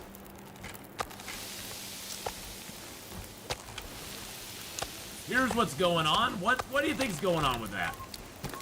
Are we that heavy? Oh wow, we are that heavy. We are heavy D in the 20 meats. We do have a coffee I should probably cook up. Do I have any water on me though? I do have some water on me. That's good. That's good. We'll cook up this coffee. We'll give ourselves a little bit of energy. A little bit of energy. Oh, we do have some birch bark to cook up too.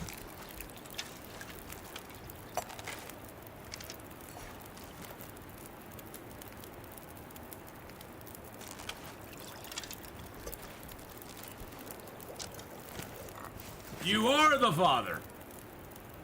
Well, I mean, why do you think a show like Judge Judy is as popular as it is? That woman takes no prisoners. That woman calls the balls and strikes. She tells people when she thinks they're full of crap. We like to see that. We like people being called out on their stuff.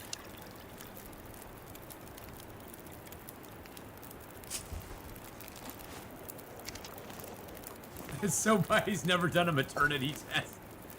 Well, redacted, because it's 99.999% of the time the woman knows if the baby came out of her. I think I was pregnant. I think I had I think I had that baby. I'm not sure. I'm not sure. I'm just gonna say that the father probably has more doubt than the mother does. I mean, sure, you know, I've heard of hospital mix-ups and stuff like that. But beyond that, it's kind of hard to not have we're supposed to take their word for it.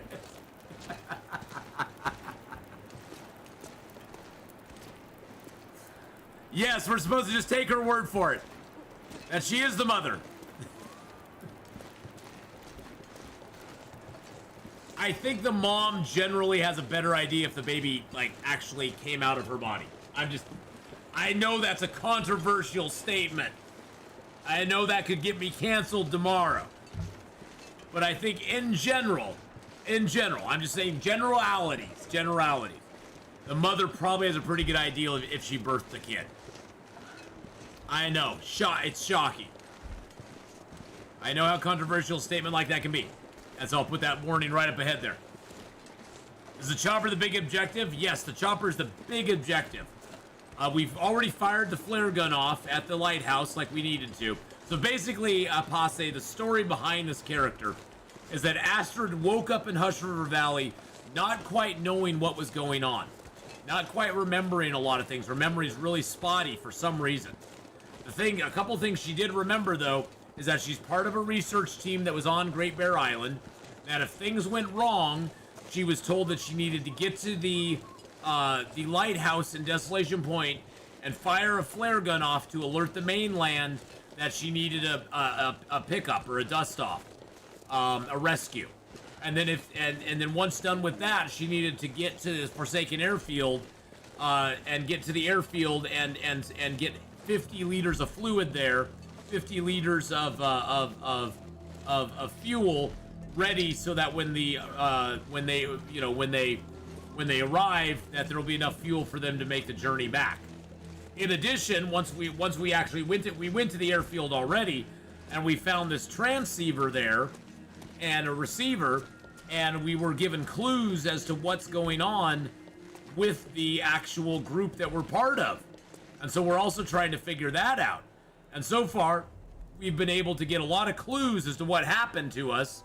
It seems like there were some experiments going on the island. We basically are doing the Signal Void storyline. Come on, little fire. Come on. And we found out some stuff, and now we need to travel back to Forsaken Airfield for two reasons. One is to figure out what's going on, because we now have the final tail objective that we need to do. And the other one is to get our fluid there so that we can get rescued. So it's basically Interloper with a goal. It's just something fun to do. It just made it so I wasn't just playing like a regular Interloper file.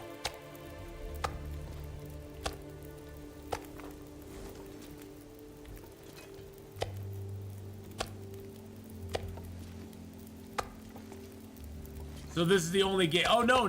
The airfield is the Forsaken Airfield is the new region in the game. Forsaken Airfield is the region they added with the launch of Tales from the Far Territory, their newest DLC. And they launched not only that, but they gave us the receiver that will work in different zones when the Aurora is out. And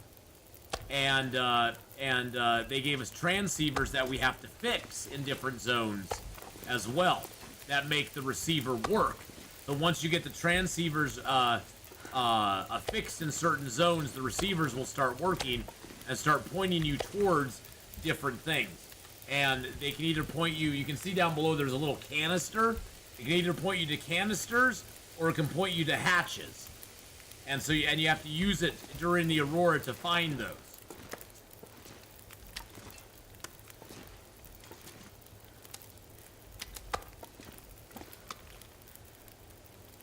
And so yeah, that's part of the new Tales from the Far Territory part of the game, and that's a new DLC they just added to the game at the end of last year. It's a very fun DLC in my opinion. I like it anyway. I know some people have had a few complaints about certain things with it, but I'm like, hey, it's their first DLC they've ever done. Give them a break. They're learning a lot of good stuff from it, and they've never let me down before. So. But yeah, this game, the survival game mode has the Forsaken Airfield in it. There are some of the challenges that have it in it as well. Like in our As the Dead Sleep challenge that we're doing, the Forsaken Airfield appears to be in that challenge as well. So I'm excited to see if it is. Yeah, the DLC rollout was as expected. I mean, I didn't really... You know, there was a lot of people who cried and moaned about it and were very upset that it didn't go super smoothly. And, you know, I think it's a very vocal minority. I think most people are pretty stoic about it, like I am, and they're just like, hey, they haven't... Hinterland's never burned me before. Why do I have any reason to think they're gonna take my money and burn me? I mean, that just... It seems unreasonable to me. All things being equal, I just don't see them doing that. So... Because they've never done it to me before. They've given me all I've ever wanted and more with this game. I can drop any of this gear. Oh, shushaby. You will drop gear when I tell you to drop gear, my dear. Shush!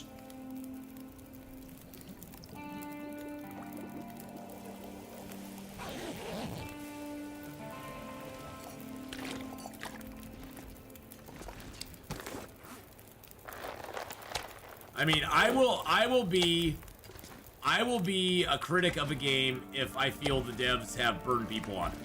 Are they planning on reworking fishing? Yeah, from what they said, fishing was going to get a total rework this year, or in this update. I don't know if they're going to hold to that or not at this point, but that was the word.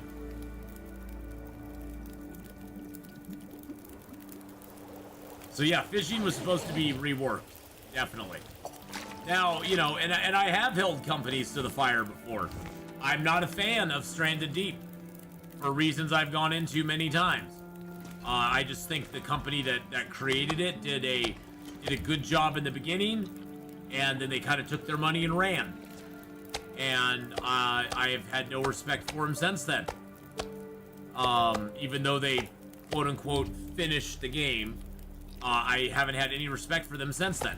Because I think it was a cash grab that they got called out on. I don't give people credit when they do something because they've been called out on their crap and they feel they have to do it now. I don't give people credit for that. That's not something people should be applauded for. If you're doing it just because you got called out on it, you know, unless it's like a genuine, unless it's like a genuine, like, hey, I screwed up, you know, that sort of thing. But, you know, when they're finishing it just because they feel they have to, because they took like 2 years off.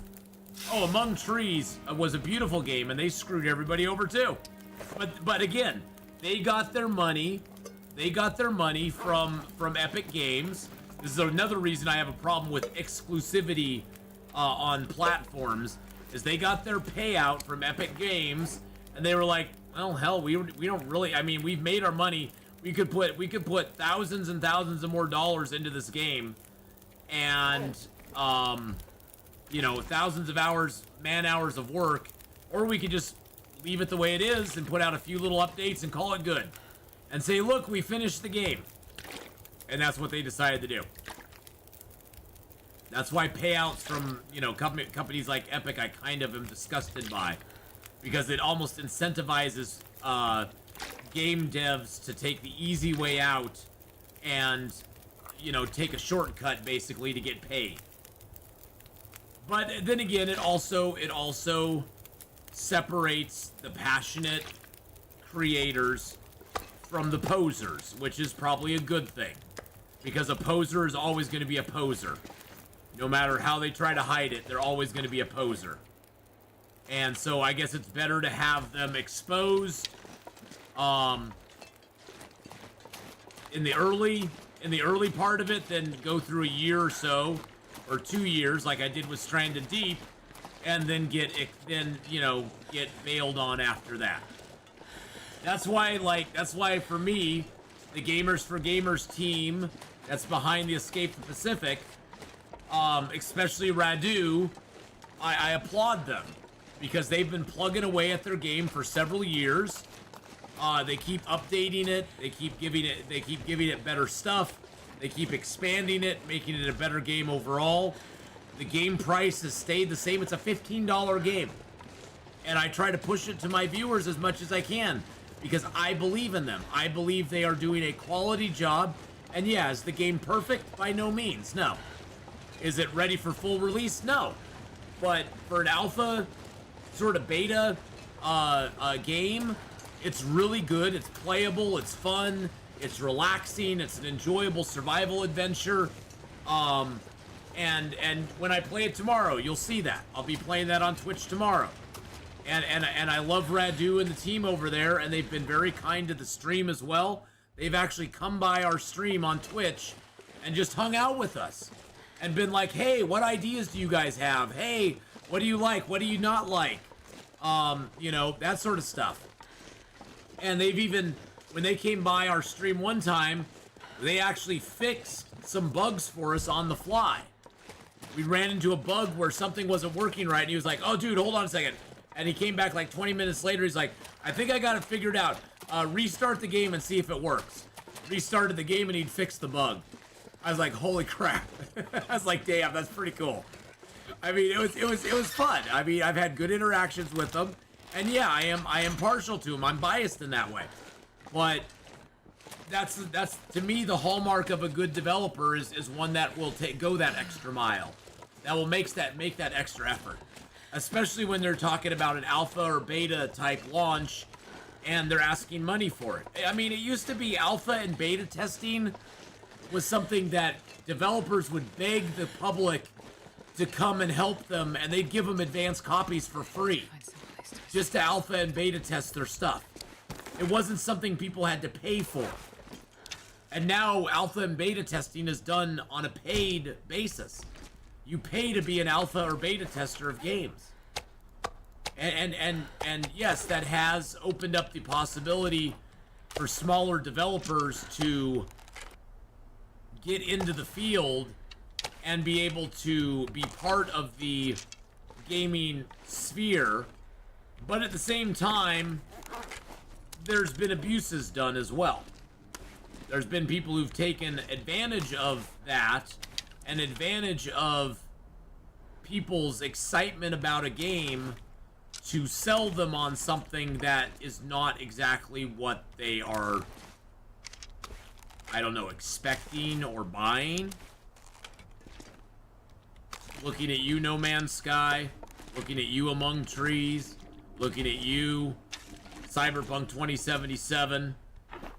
I mean, you can go down the list. There's an obvious list of games and gaming companies that have taken advantage of people's goodwill and people's excitement for a product and use that to further their own pocketbook.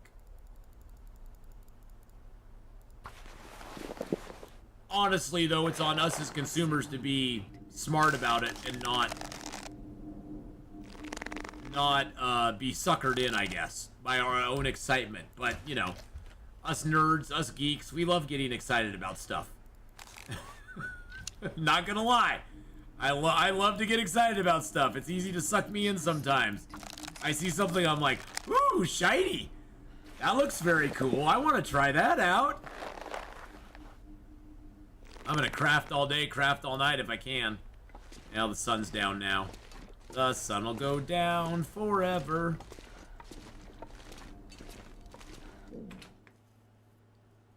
But yeah, I mean, everybody has a company they can probably point to and go, yeah, I feel like this company kind of overpromised and underdelivered. And I will say, there is a difference between companies that do it on purpose and companies that it just happens. I mean, there's lots of reasons it can happen. I don't think that excuses... I don't think there's any excuse, especially once you've taken money for an item and you've made certain promises, you sort of need to fulfill those promises. Or you just need to come out and publicly apologize and say, you know what? We can no longer fulfill our promises. We are willing to give you a refund if you need it. And you know, and I know sometimes that's hard with, like, things on Steam and stuff like that. But yeah, public apology is always appreciated. Look at what Raph just did with his public apology on the latest dev diary. apologizing, and it was exactly what I was thinking was happening with Long Dark all along. They apologized for the lateness of things coming out. They apologized for, you know, they're understaffed. It's been a lot harder than they thought it would be to meet the deadlines, and you know, and they said, hey, we're going to ultimately fulfill everything we've promised you. It's not going to be exactly on the timeline that we promised. It's not going to be on that timeline. But we are going to fulfill it for you. And I totally believe them. I mean, and honestly, they should have come out and said that back in February. I think at that point they were still holding out hope that they could fulfill their promises and they could actually keep to what they had really wanted to do. Because I think in my heart of hearts, they really wanted to keep to those promises. It's just they've kind of fallen behind.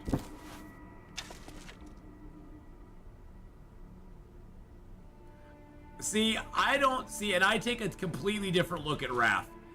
I don't think he's insufferable. I think he's a very passionate, creative person who takes things way too personally, way more personally than he should. And in some ways, I don't blame him because I'm guilty of taking things way more personally than I should sometimes, especially things online. I think he's very passionate about his project.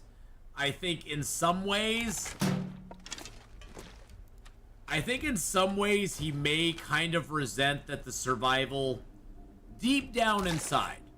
I'm not saying he does, but I'm saying sometimes I get the feeling that he wishes his Wintermute part of Long Dark was as popular as the survival part. Does that make sense? It's not that he resents how popular the survival mode is, but I think deep down he wishes that the Wintermute part was as popular as the survival part. And let's just be honest, the Wintermute part is not as popular as survival. The survival mode of this game is 1,000 times more popular than Wintermute. But that was his baby. That the Wintermute is his baby. That's his proof of concept for the Long Dark is the Wintermute side of it. And I think in some ways he's kind of sad. I think it's not even that he's resentful. I think he's kind of sad that it's not as popular as the pure survival aspect of the game is. Which may lead to some of the snarky comments he makes and some of the, some of the sort of backhanded type things that he says sometimes online. And I think he's smart in hiring a communications director because honestly, I don't think he's the best at communicating online. I don't think that's his forte. He needs to leave that to somebody who's way more skilled and more able to communicate and give the public a more balanced response than he gives most of the time. I think he gets in his own way a lot of times, which and creatives, I'm gonna say us creatives, creatives in general tend to chop off their nose to spite their face. In a lot of ways, they tend to do that more often than they should, because they're passionate about their stuff, and to see somebody attack it, they take it personally. And like I said, I'm guilty of it too. I see somebody attack my content online, and it makes me kind of go, "Aw." And I gotta hold myself back from, spouting off and go, "Well, you're a jackass," What have you done? It's like, well, what have you done? It's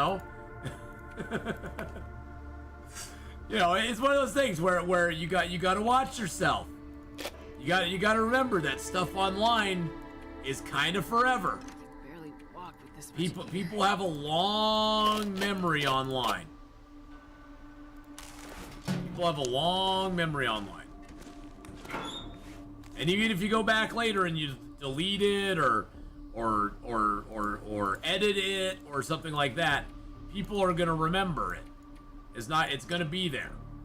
It's not like it disappears completely. There is no such thing as scrubbing the interwebs, scrubbing the internet of all things. I mean, I guess you can do that in certain things, but if somebody screenshotted it, it's out there. And believe me, most people will screenshot offhanded comments. You know what? We're gonna leave some matches here too. I've got several big boxes. I'm gonna actually put all my matches in here and see what they stack as, because some of these may be in the same condition as others. I want to take like one big box. Okay, I got two 36s. I'm gonna take one 36, and that should be good because I got a mag lens, and you know what? I'm gonna take a fire striker too. So I got a mag lens and a fire striker, a 36 box of matches. Oh, but still, I'm not coming back. Yeah, 36 box of matches should do it, and I need to drop all this wood over here. I've got way too much wood on me. Drop all that. Drop all that. Drop this book that I already read. Pick up a couple pieces, a piece of cedar, a couple pieces of coal. Yeah, we're heading to Forsaken Airfield now. We're making the push, boys and girls. We got all of our oil on us. I wonder how many liters of oil we have on us. I'm curious now. You know how you can tell how many liters of oil you have on you? You can put down a fire. You can go here to the accelerant. I have 4.96 liters of oil on me right now. That's pretty dang good. I'm gonna fill up completely on food.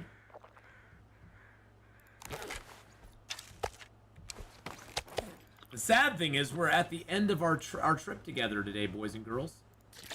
We're nearing the end of our trip together. I think I'll push to Mystery Lake.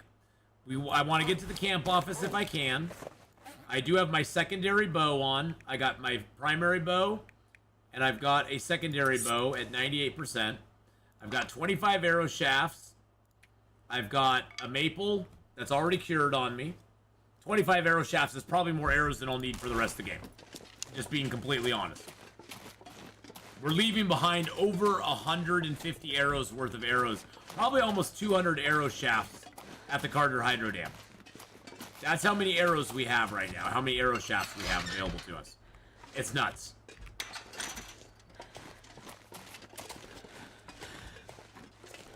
Yeah, Forsaken Airfield is a cool trip. We'll be doing most of it tomorrow, so...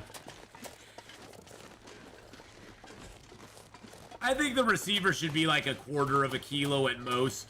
Maybe a 1/10 to a quarter. It should have some weight to it.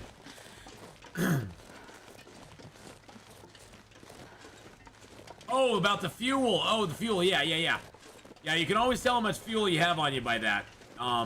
It's something I don't do very often, but it's something you can do, so. Lets you see how much fuel you got on you. I mean, most of the time, you really aren't that worried about how much fuel you have on you. You're like, okay, I got some fuel on me. That's cool.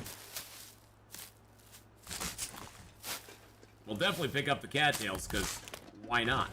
They're cattails. Oh, I'll even get that. I have a piece of birch bark in my backpack. Now I can make another birch bark tea. Yay. How many stems do I have? Oh, I got 5 stems. Nice. I do it for logging how much I leave behind. Oh, so you can say, hey, I left 2 liters of fluid behind at the, at the camp office, or I left 2 liters, a liter and a half over at the farmstead in Pleasant Valley or something. That's a good idea. No, that's a great idea, friend. That gives you a good thing you can come back to in the future. Bippity bop. Nice news is the temp's pretty warm. It's only -6 out. That's good. That's good stuff. Good stuff, Maynard. Oh, who notified me on YouTube? Oh, Mauler's live. Haha. What are they streaming today?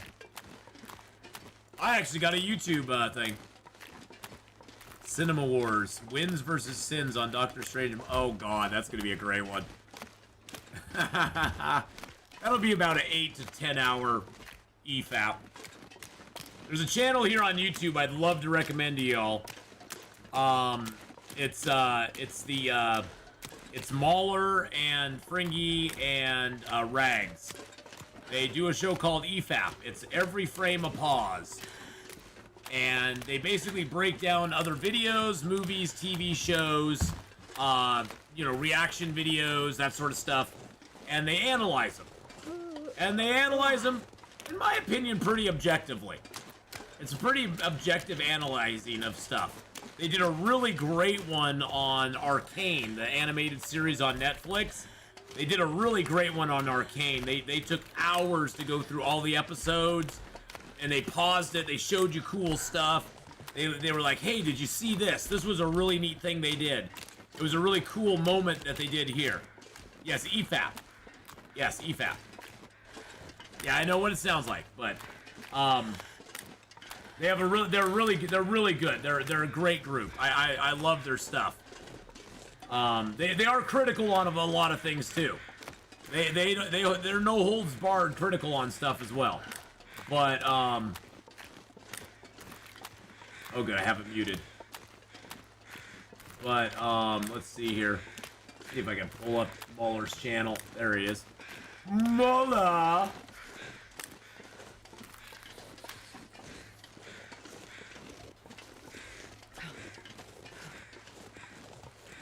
But there's his channel right there. There's his channel right there. They're a long form podcast though too. Most of their videos are 6 hours is a short one. I think he's also Mauler is known as the long man. He's the long man. He does a lot of long format content. But their Arcane series, top notch.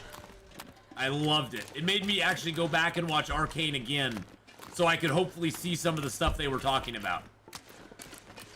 It made me appreciate it more. Which I didn't think that was possible with Arcane. Because, by the way, if you haven't seen Arcane, go watch Arcane on Netflix. It is amazing. It's so good. Yes, he's the long man. He's that guy. Yeah, he's that guy. Wendigoon stuff was long. Oh no, the long man is long for a reason. He's known as the long man for a reason.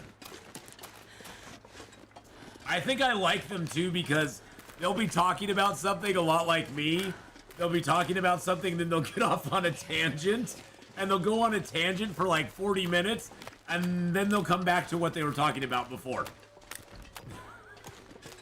He sort of has a little bit of attention deficit like I do. Where it's like, oh shiny, what's this over here? Let's talk about that for a while. Yeah, I do that too. I'm guilty of that as well. All right, well, boys and girls, we are at the noon hour. The long man, the long man commercial. Oh God, I remember that one. Isn't that a Japanese commercial? I think I've seen clips of that. It's hilarious. It's freaking hilarious. Oh look, there's food here for us. Isn't that nice? Past me left future me food. That's so nice of me. I'm so nice to me. It's so nice of me to be nice to me. You know? If I wasn't nice to me, who would I be nice to? Oh, and I left myself oil here too. I left myself oil here. How nice of me to do that.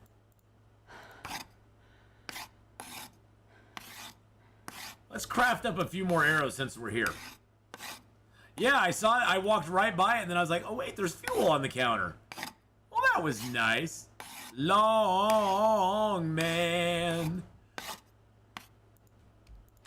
He's the long man. Yeah. Let's go, long man. All right. So tired, I could lay down right now. I know you are tired, my darling, but that's okay. It'll soon all be over. I'll give you guys the nighty vision. The nighty vision, that's what Redacted like. Redacted likes the nighty vision. I see you there. I see you there, Redacted. I see you enjoying that nighty vision. I do have water here. I was sure I did. Nope, not out of water. Past me, plan for future me, baby. Oh, yeah. Past me, look into the future and went, you know, he's going to need water one day when he comes back here.